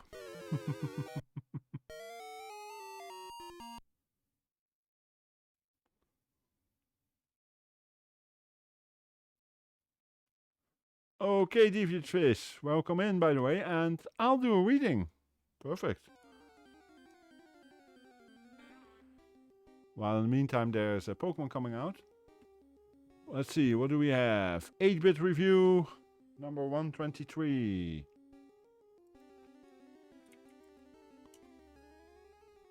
Board of the Rings on the ZX Spectrum. We go to page 130 in the book. No worries. We say 130.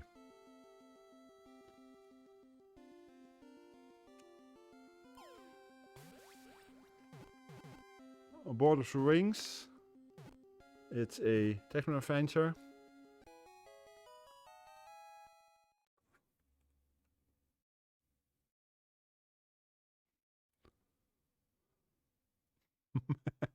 Ah, yes, I know those video cards. Basically CGA then. Okay, let's have a look at this game. It's, as mentioned, a text mode adventure. We have a back cover blurb. With his fat, boggy chums, Frodo made merry, undisturbed by the circle of gold his uncle Bimbo claimed he'd found in the road. Yes, this is a variation on Lord of the Rings. In this case, it's Board of the Rings by Delta 4 Software and Silversoft. Fergus McNeil for the ZX Spectrum. Taking its cue from Henry N. Beard and Douglas C. Kenny's 1969 Harville and Poon novel of the same name, Board of the Rings was reworked in 1985 as a light-hearted text adventure. A year later, its sequel, The Bucket Board 2, was released for the ZX Spectrum, the Amstrad CPC, and the Commodore 64. Both titles were subsequently included in the Spectrum Plus 3 collection by the name of Hairy Toes. The series finally concluded in 1996 with a PC-only point-and-click adventure entitled Kingdom of Magic. Although not officially set in the first two titles' Lower Middle-earth, the appearance of locations such as Rivendell in the game suggested it was indeed intended to be acknowledged as a true sequel. Board of the Rings was originally designed for the ZX Spectrum by Fergus McNeil using Gilsoft's commercially available text adventure creation utility, the Quill. The graphics depicting many of the game's locations were created with the Quill's sister utility, the Illustrator. Despite the fact that the game had been written using affordable software at the disposal of many thousands of home computer owners, it was well received by critics and adventurers alike. Board of the Rings became the title that would finally cement Delta 4's position within the industry as a leading developer, and conversions were soon commissioned for the Commodore 64, the Amstrad CPC, the Sinclair QL, and the BBC Micro. As Frodo Faggins, and with the assistance or hindrance of the likes of Bimbo, Spam, Pimply, Murky, and Grandolph, the object of the game was to carry the ring, mysteriously inscribed with the words "Made in Hong Kong," all the way from Fag End to Mount Gloom, where it would be destroyed once and for all. The simple two-word parser that was the hallmark of adventure games using the Quill did not hamper proceedings significantly. The emphasis always being on humor ahead of the depth of the puzzles, and the player still had more than enough opportunities to elicit a response along the lines of "Watch their language, scumball." On the whole, the game received favorable reviews, with the July 1985 Sinclair User Classic among the accolades bestowed upon it. The Sinclair User Review was not entirely positive though, ending on the cautionary note: "The humor may be fairly schoolboyish at times, and there are a couple of occasions when it's both distasteful and unnecessarily unpleasant." And yes, this is a game from the 80s. So the choice of words was sometimes a bit different from what we would do nowadays.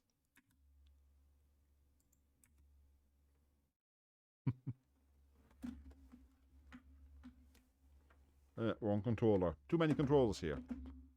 But yes, that was a text adventure, text with graphics adventure. I actually played it back in the day. And thank you for that redeem, DVH Fish. I had to think for a moment who asked for it. Oh, come on. That's just mean.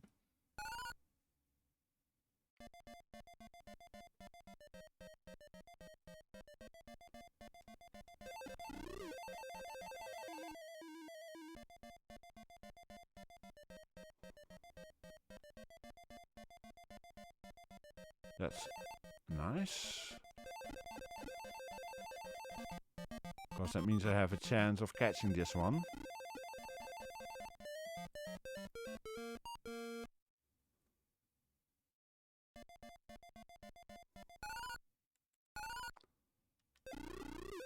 Yeah, it's a good thing, Teal, you're not competitive at all for Pokemon, eh?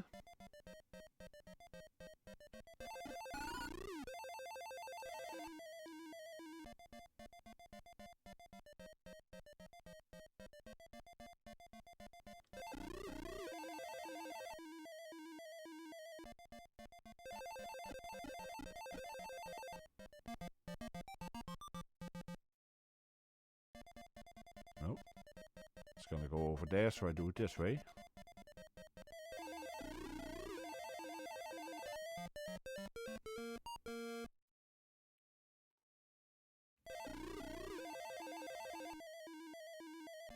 Oh, and for my American friends, when they call fag, and fag in this case is a cigarette, to avoid any confusion.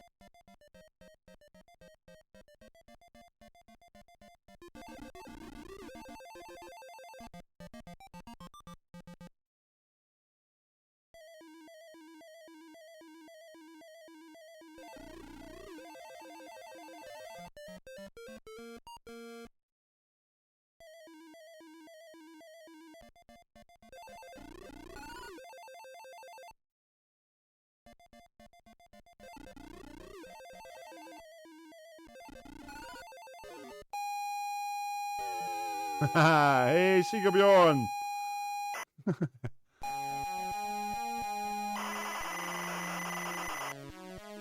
Thank you for resubscribing, Sigabjorn. And yeah, when that sound plays, I'm 99.9% sure it's you, usually. Nope, can't make that one. How are you doing, Sigabjorn?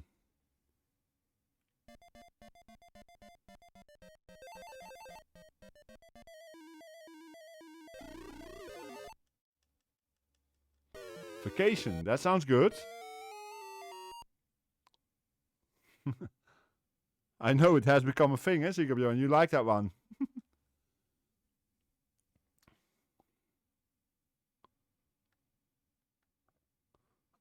Oh boy, you have heat there too, eh? Yeah, I'm somewhat sweaty here myself. Okay, now, people who have been following me longer than a few weeks have seen me play this one before, of course.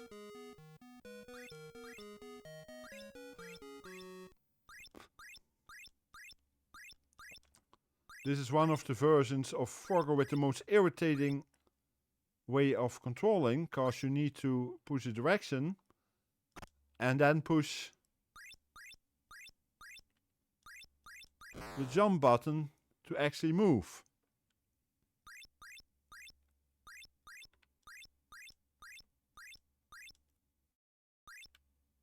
Now I know why that is, because of the analog sticks, but so you don't accidentally move, but still it's a tad irritating to say the least.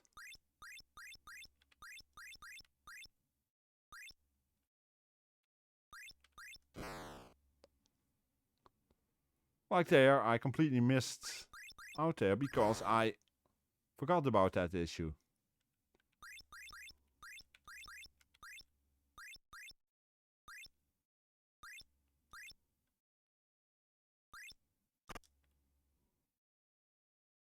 It's such a shame, because this version is actually quite good apart from that. That's just the one irritating thing about this version that I have found.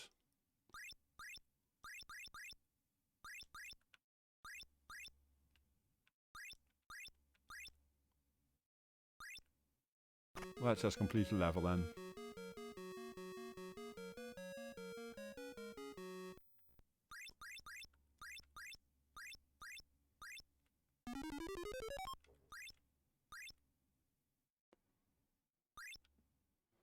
Let's see if we can go to the last.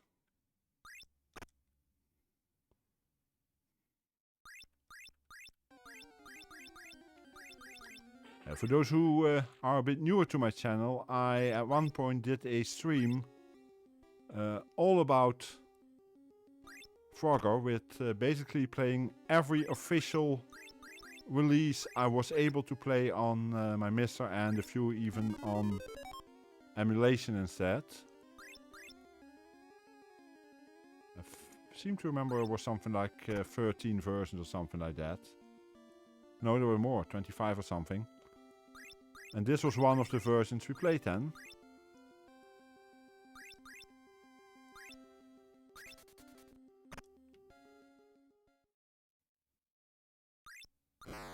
Ah, too slow.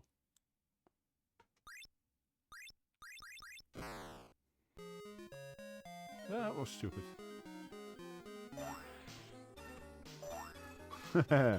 Hey, Coffee Cup Arcade! Were you streaming or...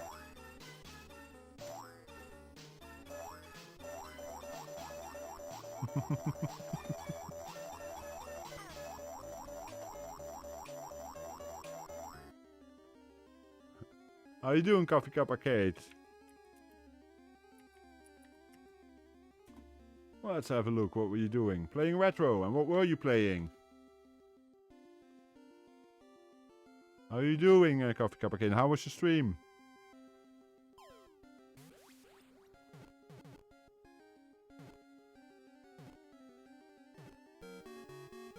But yes, this is the M1. Just a solar weight, huh? Okay. I wasn't quite sure.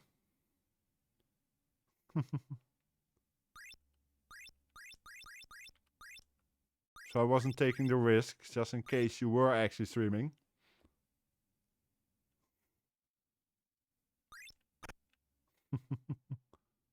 So how are you doing?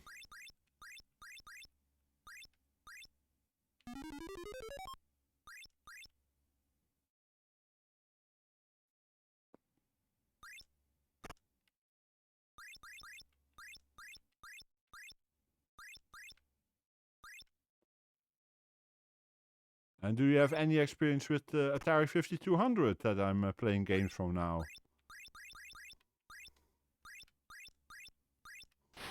Ah, that was stupid. Got a bit too much in a hurry there. Can I catch that fly? Nice, 400 points for one frog. Ugh! Feel free to add an oops for that, Teal, because that was just pure stupidity there. Jumping into the water.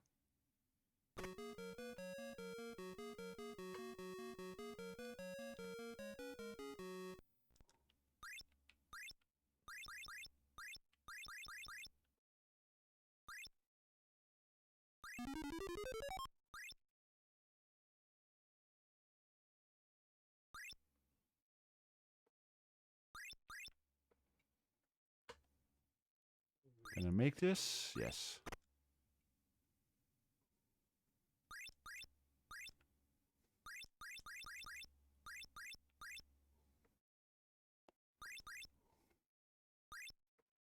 As you will notice, I have it set to fast mode. That's more or less a standard mode for... Okay, Anna, thanks for being here. See you soon. Have fun in Valorant. As far as one can have fun in that game. I'm sorry, but it's just not my game at all. But have fun in there. I know you will.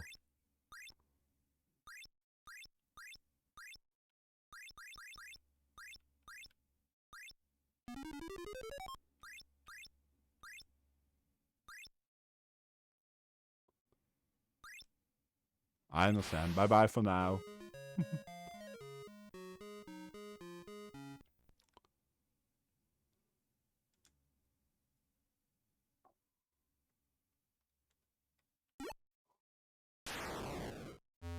Okay, this is called K-Razy Shoot-Out, but basically, of course,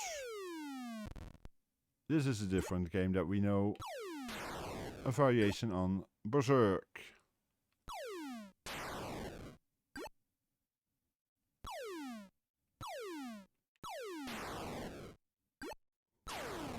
Whoops.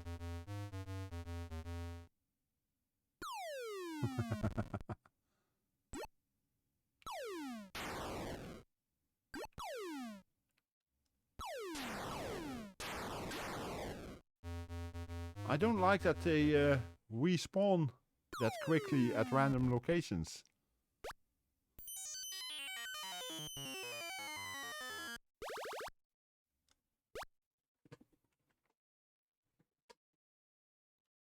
Let's try again. Let's see if we can get through a sector at least. Not this way.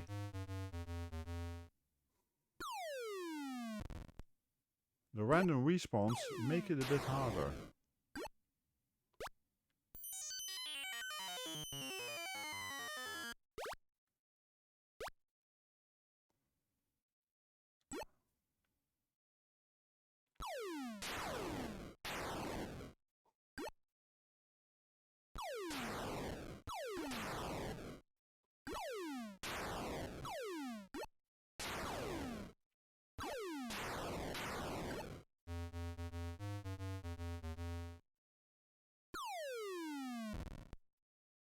Okay, that was interesting.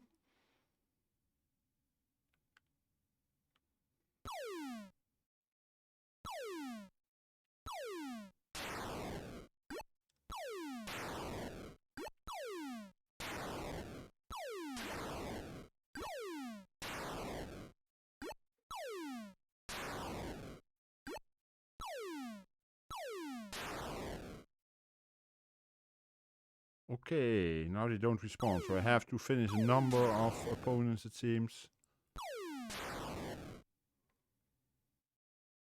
And then probably leave the room. Yeah, now we go to sector 2. Okay.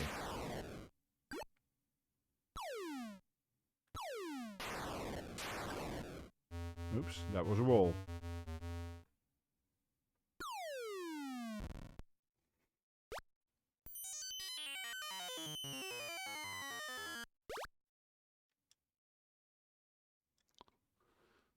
Okay, I'm starting to get this, I think. So let's try it again.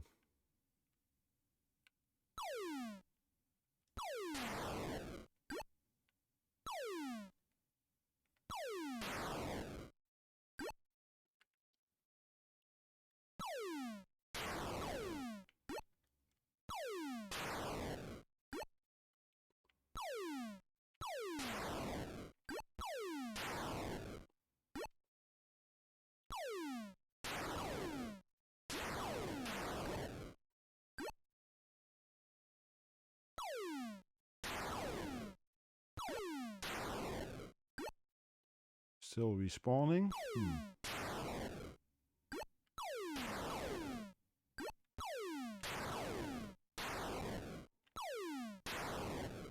That was the last one.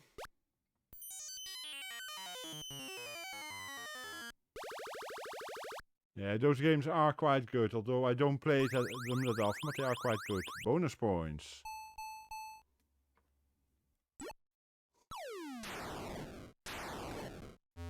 Why did I die there? And why does my man die the moment it tries to go in there? Or what happens there exactly? Ah!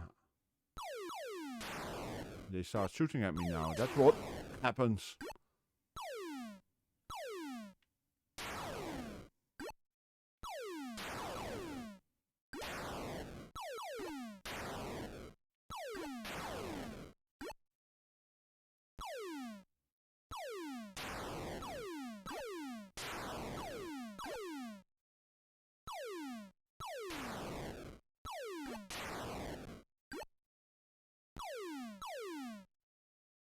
Ooh, that was close.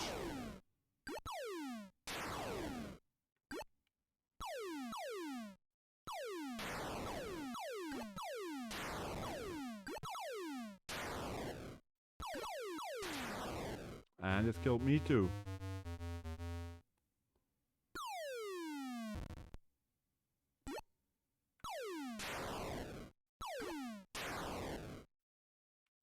Ah, down to the last two. And go to the next sector. Without touching a wall, of course.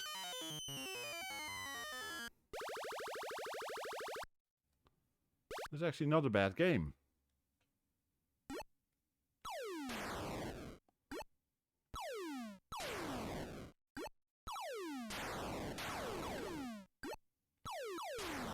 Ah, and you're not allowed to walk into an explosion. And that goes both for me and for my opponents. That at least is fair, that they also can die from an explosion. Ugh. That was close.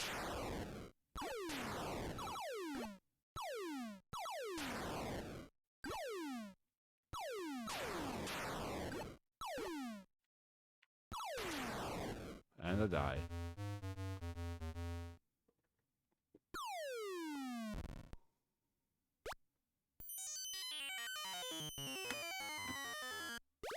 Ah, that's what they mean. Okay, well, I'll try one more time. This is actually fun. Not the type of game I play a lot, but...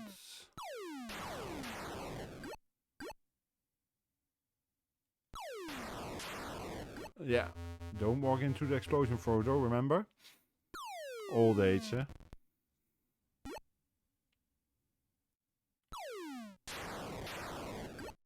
What did we say about explosions?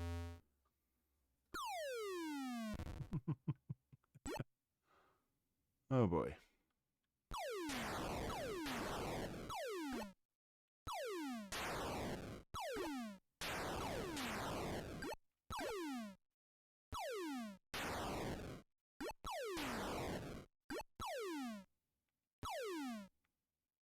Almost.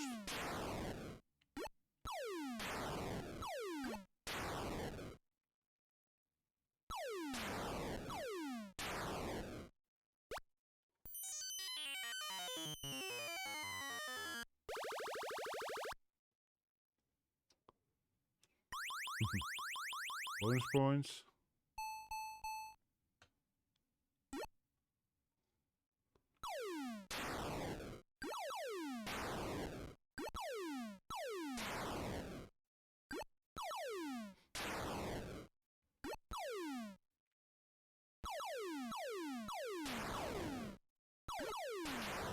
Ah! He shot at me. Mama! Let's have a look at MegaMania. No idea what this is actually. But before I do that, I'm adding a bit of protein. Because it's midnight here, or past midnight.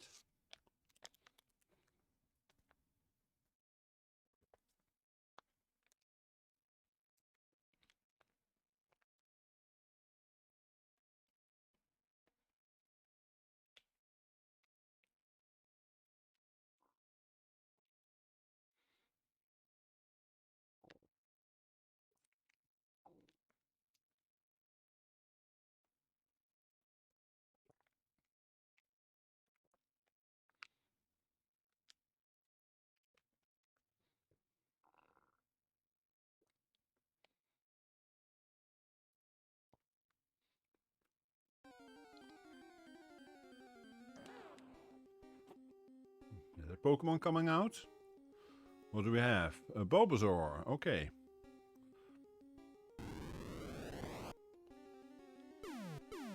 Oh, it's this game, okay. Let's shoot some hamburgers.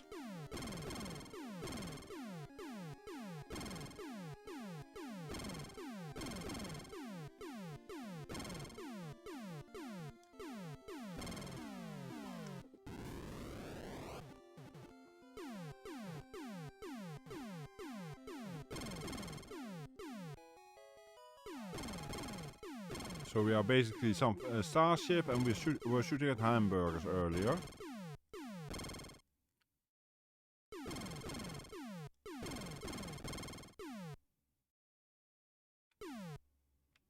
Oops.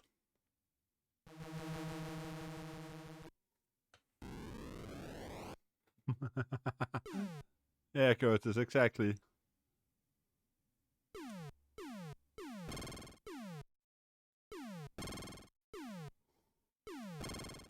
Not quite sure why they were making me shoot at hamburgers, but okay.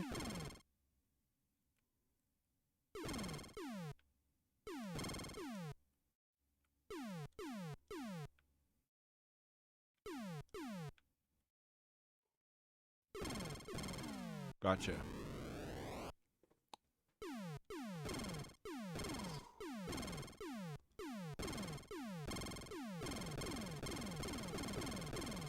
And of course these are the ones that start shooting at you.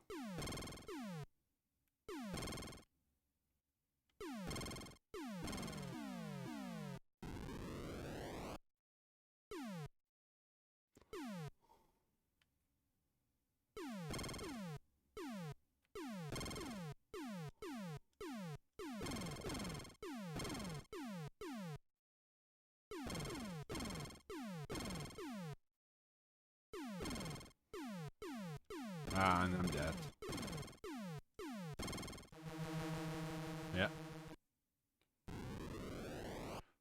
The way the patterns work in this one make this a difficult one, because basically it's a very standard game, but they have gone for patterns that don't stay on the screen but go off the screen instead of left and right on the screen, and that makes it quite different in the way you act.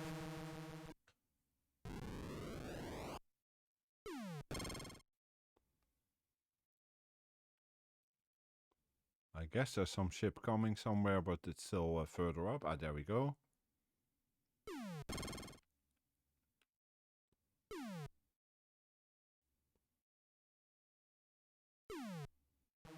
Ah! Just fly straight into it. What can I say? I guess they thought they wanted something a bit different, but it didn't really work for me.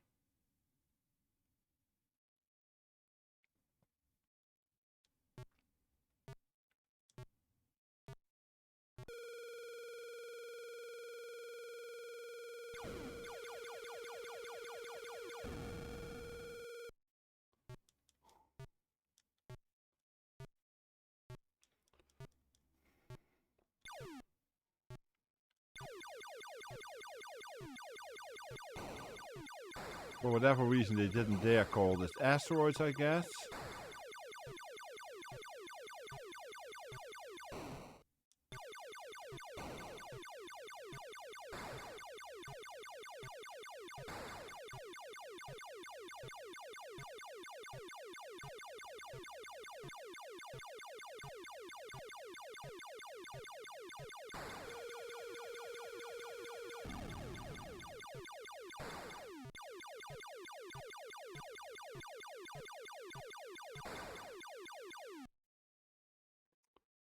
Okay, it's playable.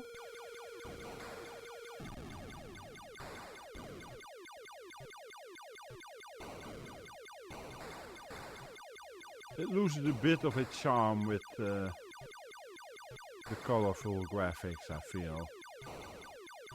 But that's probably more because I'm so used to having a vector graphics version of these games. Even on bitmap screens we would normally get vector graphics kinda set up.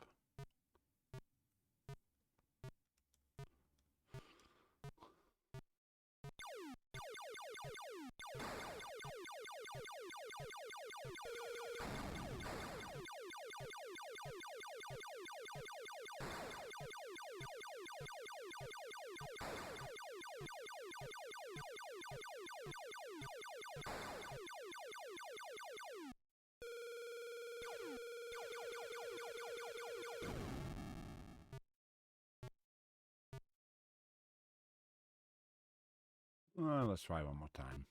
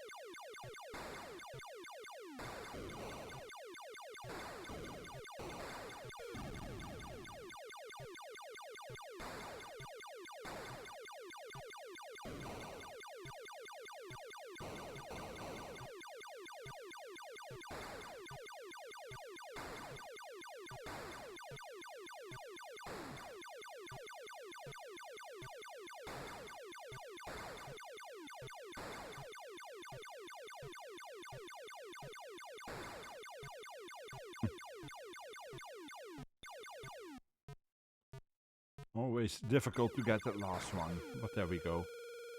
Eek. Yeah, well, it shot me too, I know. But at least I got the ship. The UFO.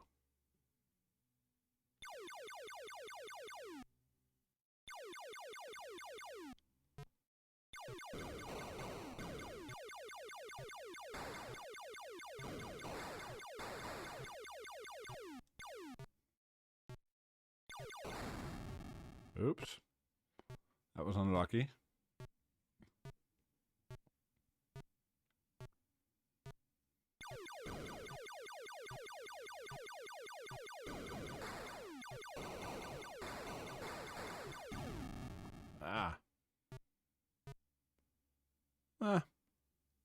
It's an okay version, but somehow, nah, not for me. Oh, this is another classic that for some reason I never played until a year or so ago.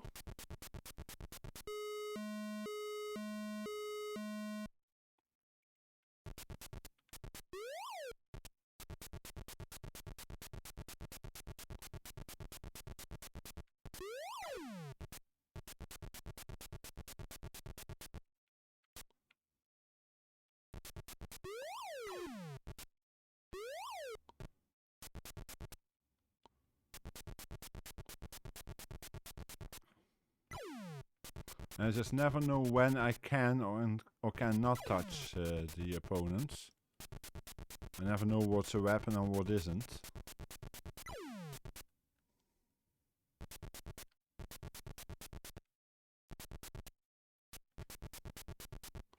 Looks like I cannot right now.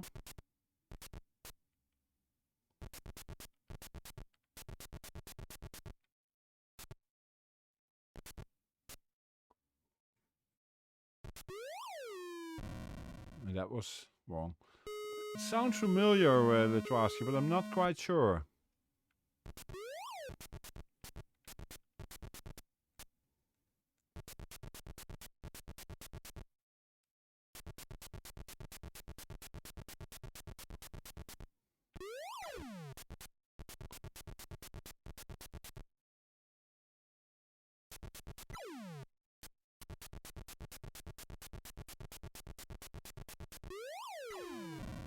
Oops. That was bad.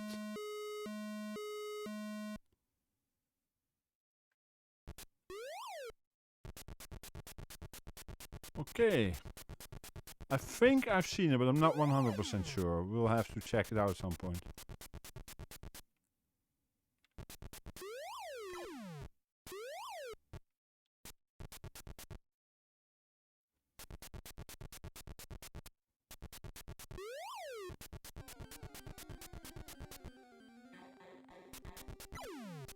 Okay, what's coming out? A Krabby.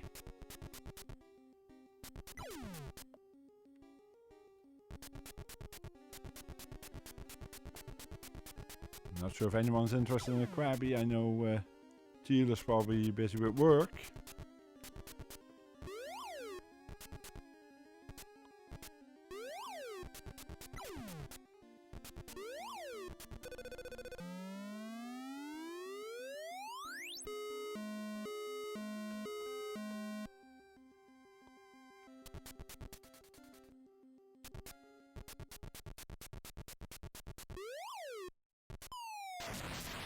Duh.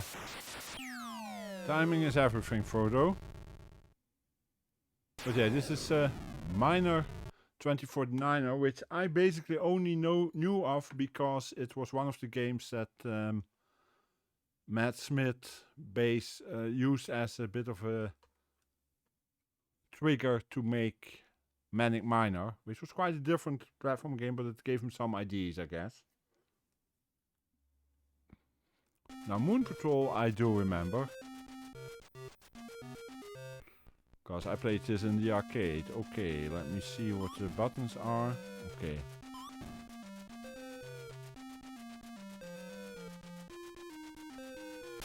Oops.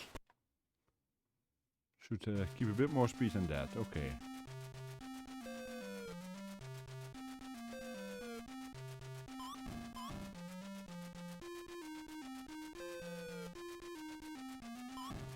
This specific version, okay.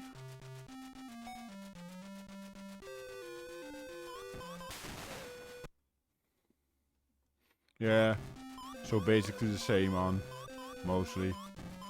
There are small differences often in the control functionality, but apart from that they are usually mostly the same.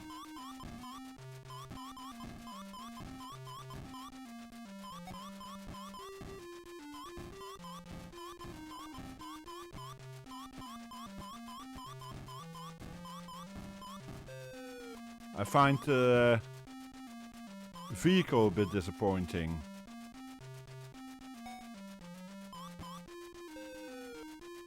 So far.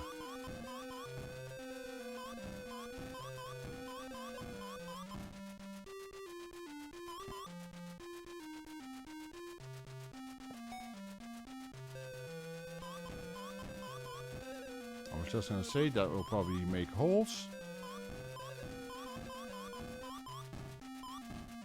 One of the best clones of this game, I still find the one we played on the Coco.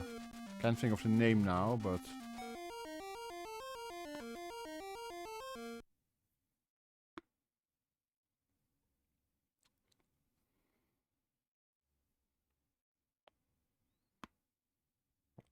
exactly, Curtis. Lunar Rover Patrol, yeah, that was very good. I'm trying to think if that was the first one I actually took part in the high score challenge. I think it may have been.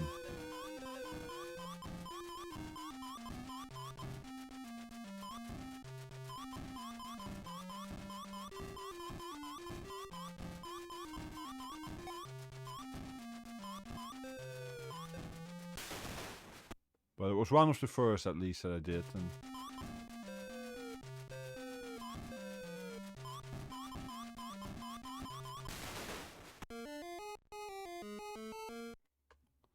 yeah, it is a classic game and it plays quite well actually.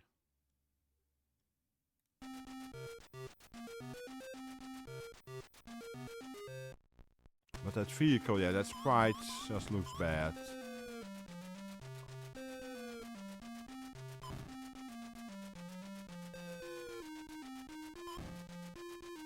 Which is a shame, because the game, apart from that, is quite good.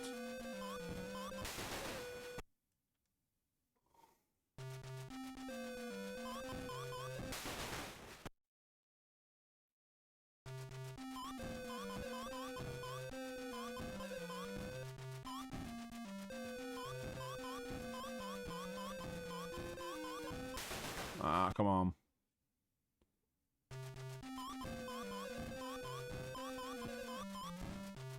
I just have a feeling they could have done better with those sprites.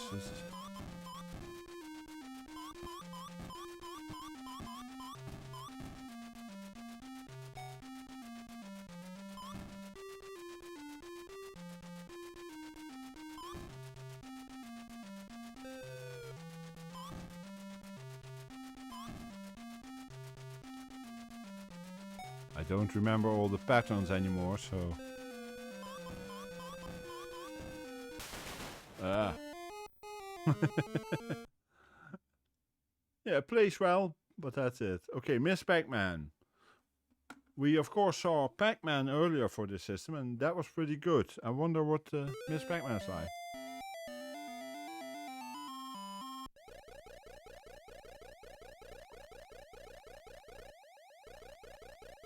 Okay.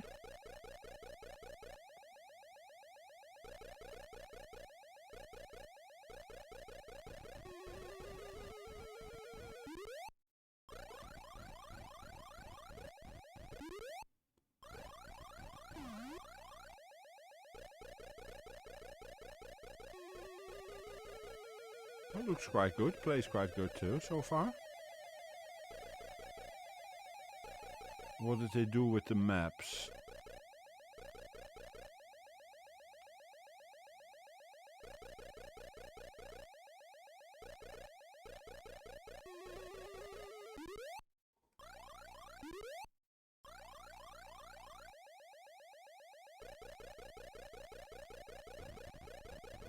Colors look a bit weird, but okay, we know that that's part of the way things had to be set up, but it plays good.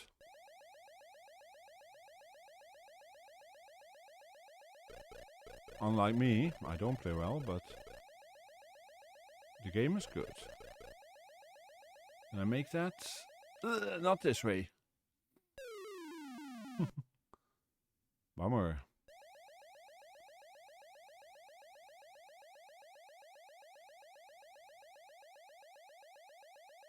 Where are we going? Got it. Okay.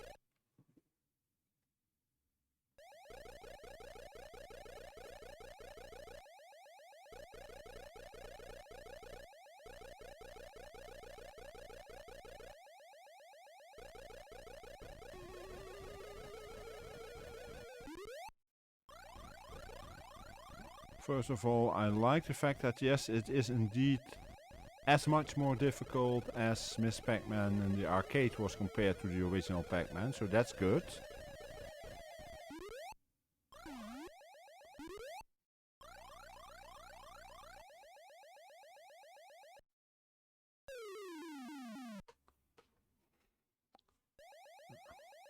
And I played about as bad as the arcade version too.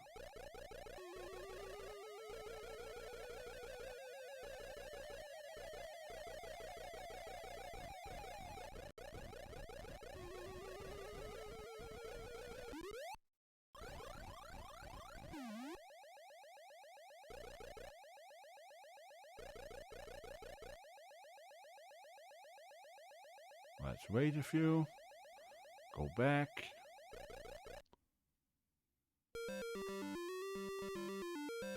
Yes. It also has the interludes.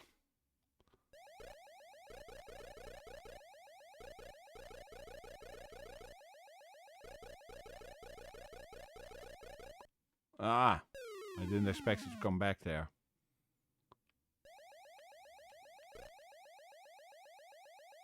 Come on. I have some trouble with this control sometimes, but that's more... Okay, I like what they did with the maps here. This is pretty damn good, yeah. I agree, Curtis.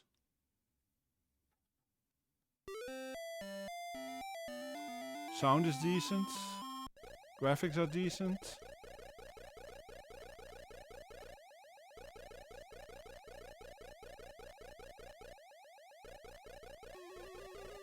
Looks like there's enough variation in the maps too, so that's also good. Because that's part of Miss Pac-Man, of course, that you have more variation in the maps.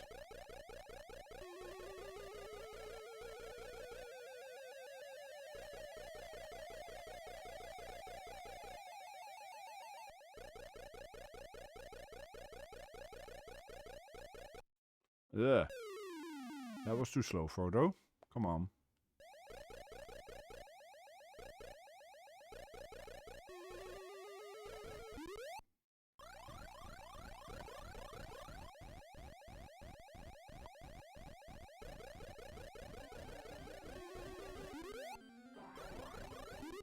And there's a Pokemon Psyduck, okay.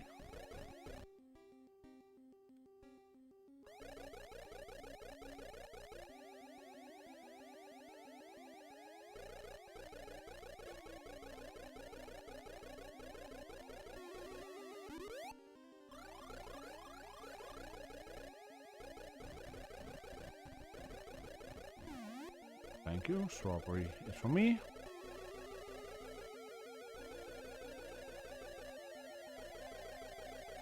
Let's grab the most difficult dots there.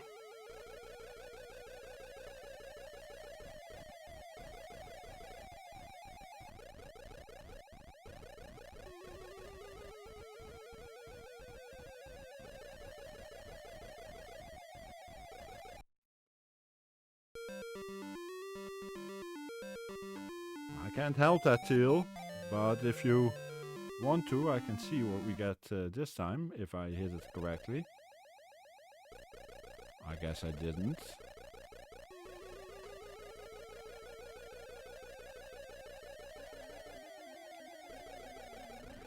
There's a super lure. Ah. A duck trio.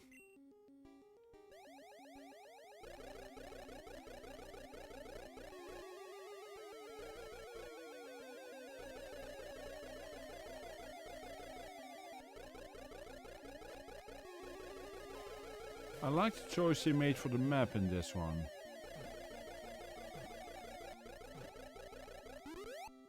But of course you have the same issue you had with the original Pac-Man, with the original map being in a completely different direction. In the meantime I have an issue here, because this is never gonna work, I'm afraid. Nope. Ah, you caught that one, Till. Nice.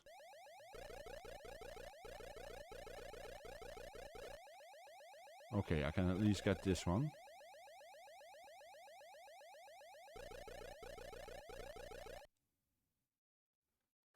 Nice. Oh, it did say nice, but yeah, double nice, I guess.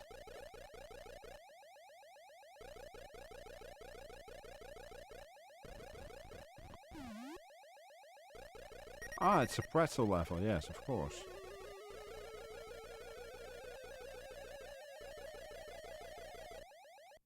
Oops, just changed, of course.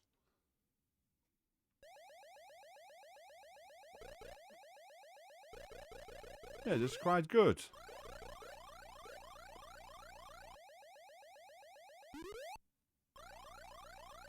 I have the same issue with this as I have with the original Miss Pac-Man. The ghost changed back too quick for me. But that's a personal thing. That has nothing to do with the game. That has everything to do with me not being able to play it better.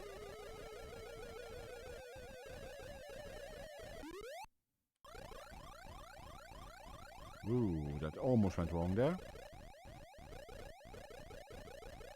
Don't tell me I can make this. Did I or did I not? Yes. Whoa, they become quick now.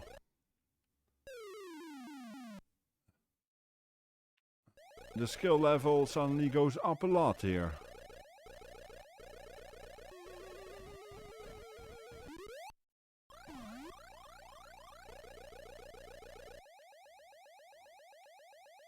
How quick can this go? Wow.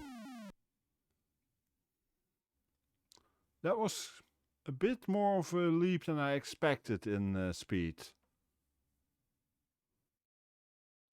But good game nonetheless, yes. Ah, we go for another classic.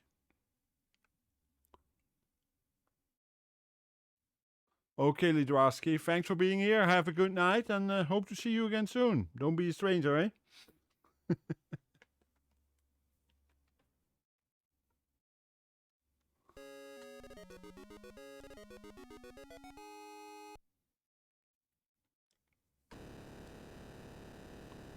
Okay.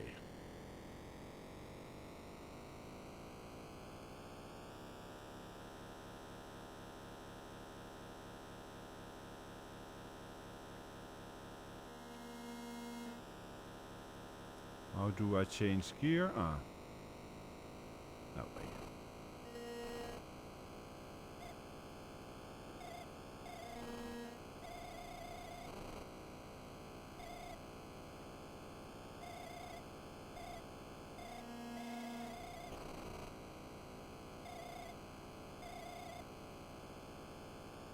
Not the best version of pole position I've ever seen, but it's decent enough, I guess.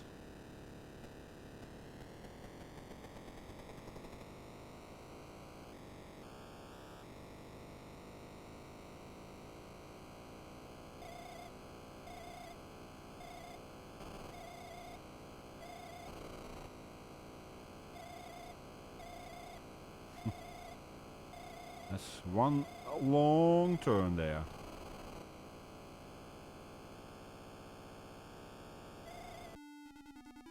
Eighth position. Whoops.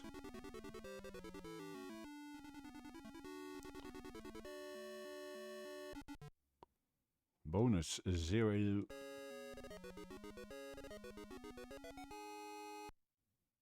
Yeah.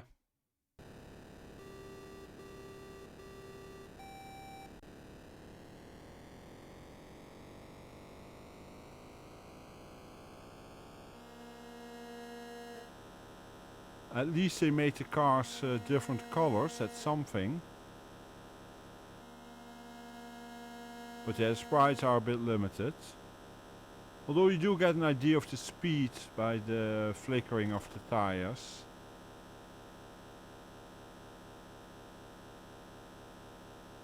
Oh, I thought I was in high gear, I wasn't.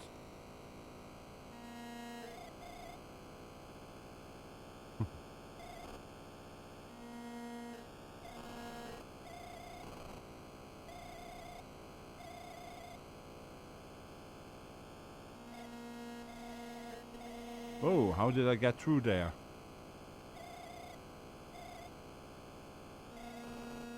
In most versions I wouldn't have gotten through there. And that was so stupid.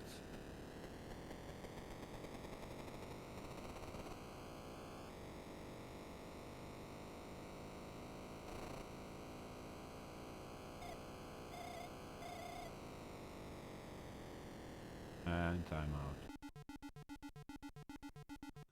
Sorry. I just saw a stream title come by from someone who went live.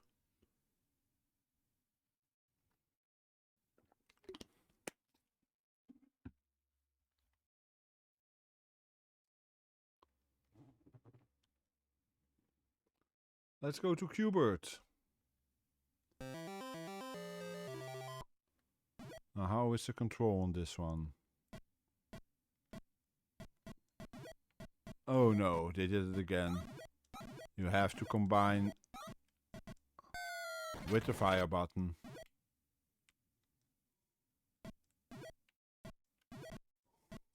Or what did they do?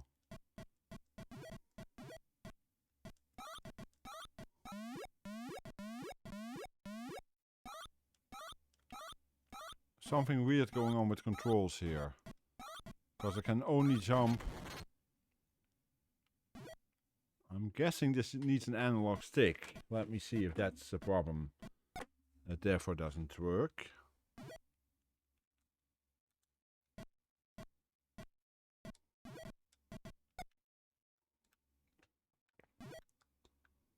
Or are they using two sticks on this one? No. Yeah, it's the analog stick that it's the issue.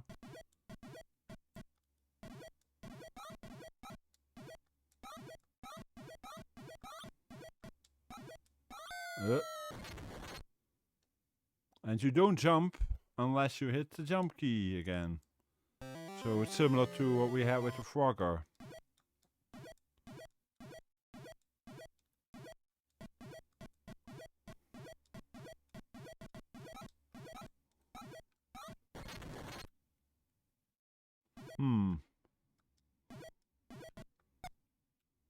This is not my favorite way to control a frog of a Q-bert, but okay.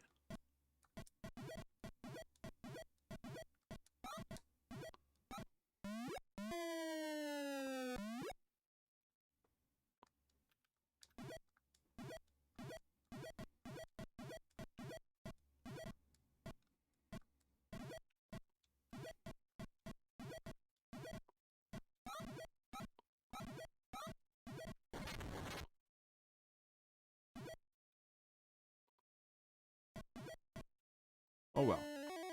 I got through the first level somehow.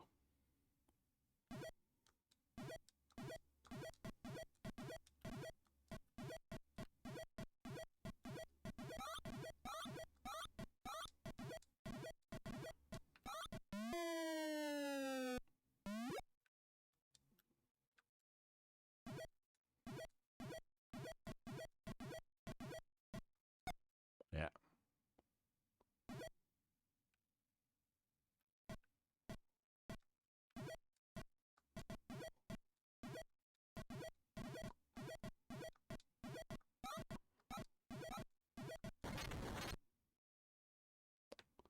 Yeah, this is no fun to play. It works, but it's no fun to play. I wonder how bad it would have been with the original stick. Probably even worse. Now, Robotron 2084, if I remember correctly, is another Berserk. Oh no, it's this one. Yeah, okay. How do I fire? Second stick.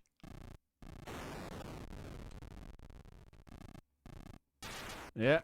So this needs 2 sticks. Which makes it a bit difficult to play.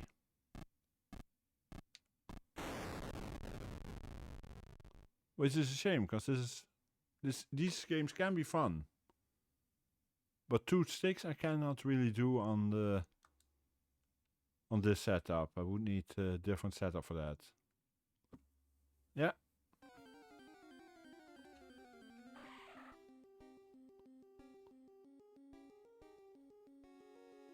As mentioned, I didn't test all the games, and yeah, this was one of them. Ah yeah, Taito America Corporation, Space Dungeon.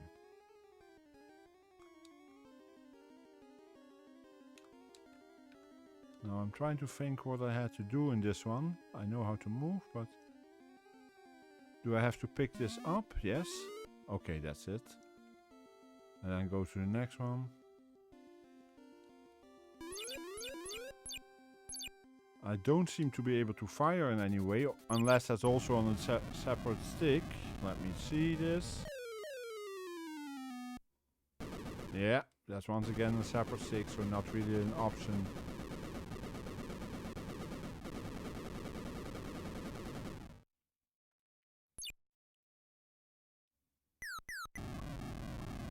Which is a shame.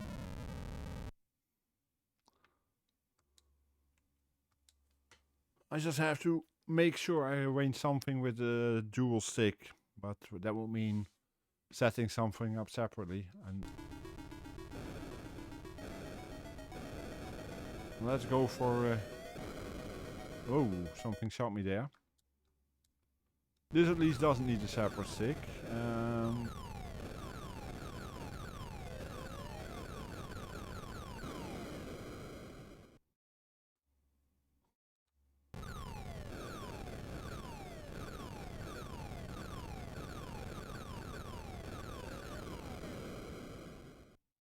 Helps if I fly a bit better on this one.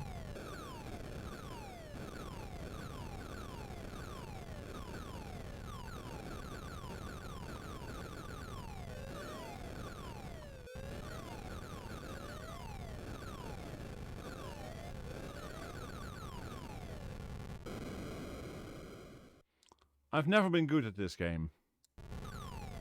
I was reasonable with Scramble, but this one I've never been good at for some reason.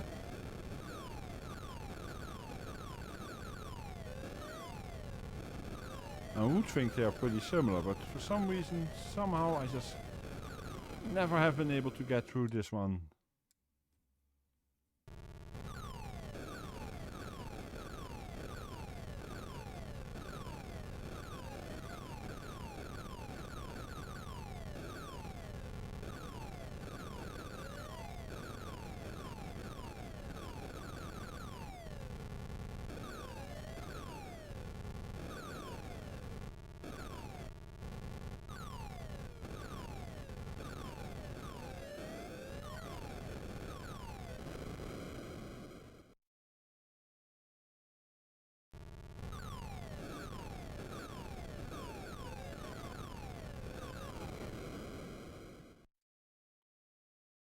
The worst part is I like this game.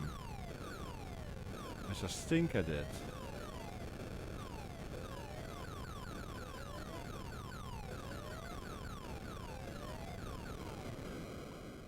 But you've heard that from me about the different games. There are games I really enjoy and still stink at.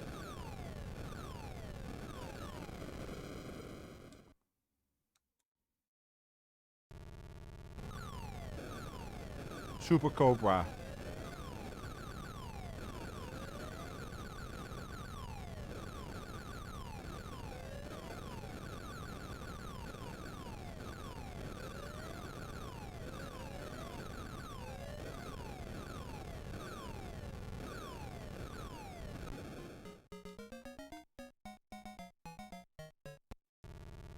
I wish it was Scramble. I'm better at Scramble. For some reason I've just never been good at Super Cobra. Which is weird because they are very similar games, of course, but there's just something about Super Cobra that doesn't work for me.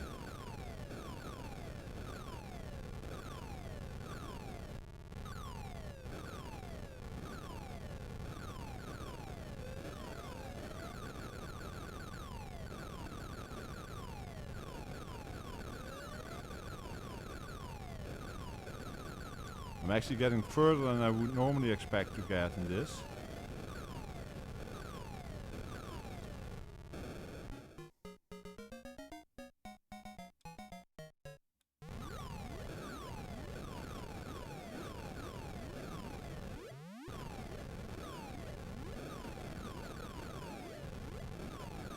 The hardest part in this one is the fuel section. Well, and avoiding bullets. Let's continue.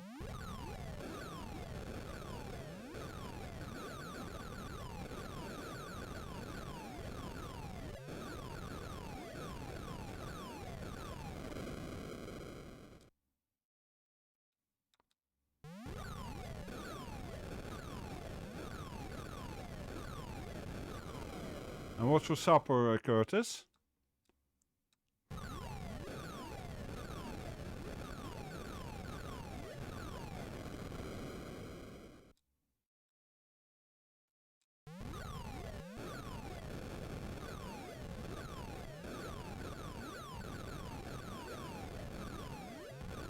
And leftovers, okay, of what?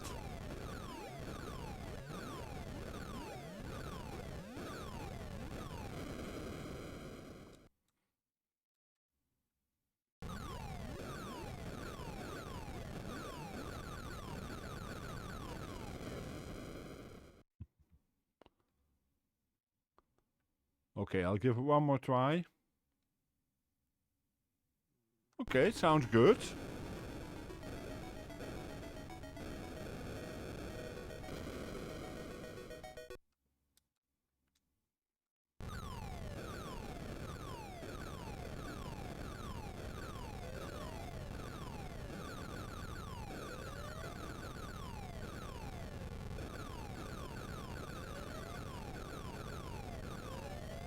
And there we go again. I fly against that one.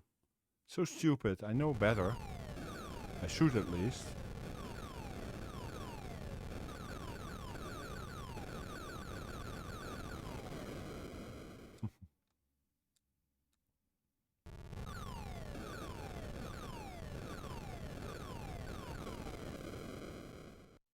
Come on. I'm bad at this, but not that bad. Usually.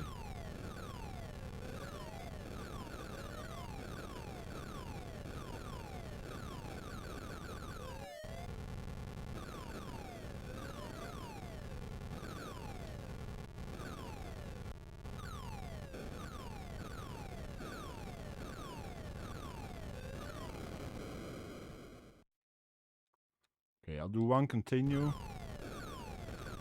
And then we'll end stream.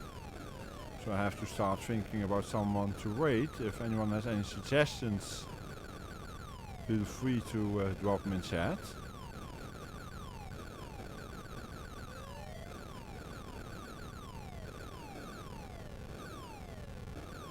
It being almost 1 AM here. Perfect time to end, really.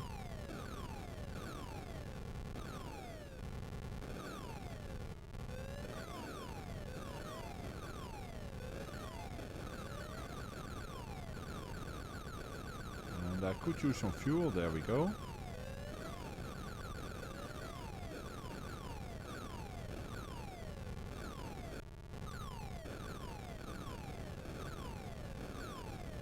And this is actually not a bad version of the game, I must say.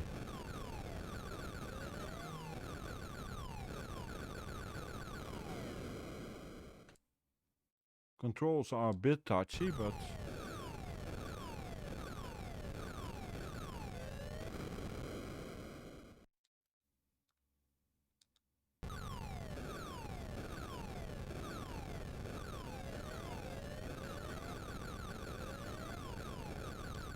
They went for relatively simple sprites, but that's okay. These are actually decent working sprites, unlike certain others we saw earlier. It's quick enough.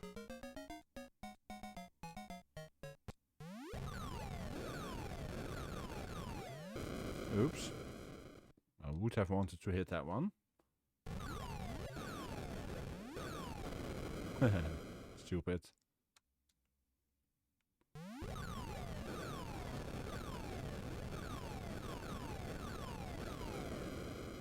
Yeah. I think we'll end it at that. That was enough punishment for me. Thank you all for being here. I also have to thank a few people. Let's go back to the start of the stream. Michiyama for resubscribing. Lady Wolf for cheering 100 bits. Nemo Discovers for the raid. That was very nice. That meant that we got Deviate Fish and Spoonfed Badger for the follows. Sigabjorn for resubscribing for a second month.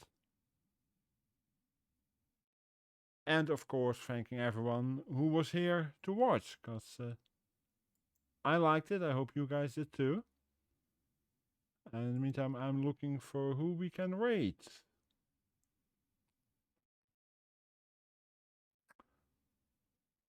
The fun was all mine, Zikabjorn. All mine. I'm glad you guys enjoy it. Let me see. Who do we have to raid?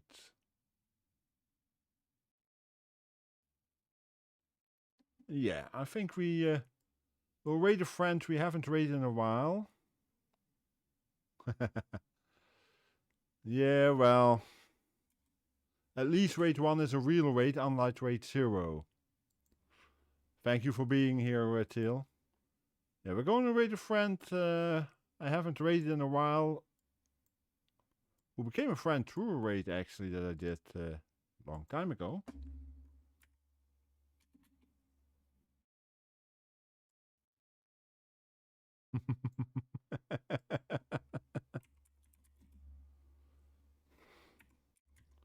Some of you will know him because he's also in this stream at times. I hope I typed it correctly. Indeed. That's the one, Teal, indeed. Yes. Please copy the raid message. Depending on whether or not you're a subscriber. I actually may change the raid message because we now have the complete set of ghosts, so I should really add the rest of them too. I will be doing that soon, but not right now. Once again, thank you all for being here. I'll be back on Saturday, 4 p.m. Central European Summertime, with random retro games. I hope to see you again then or soon after on the Sunday or the Tuesday or next Thursday. Have a good rest of your day or night. Bye for now.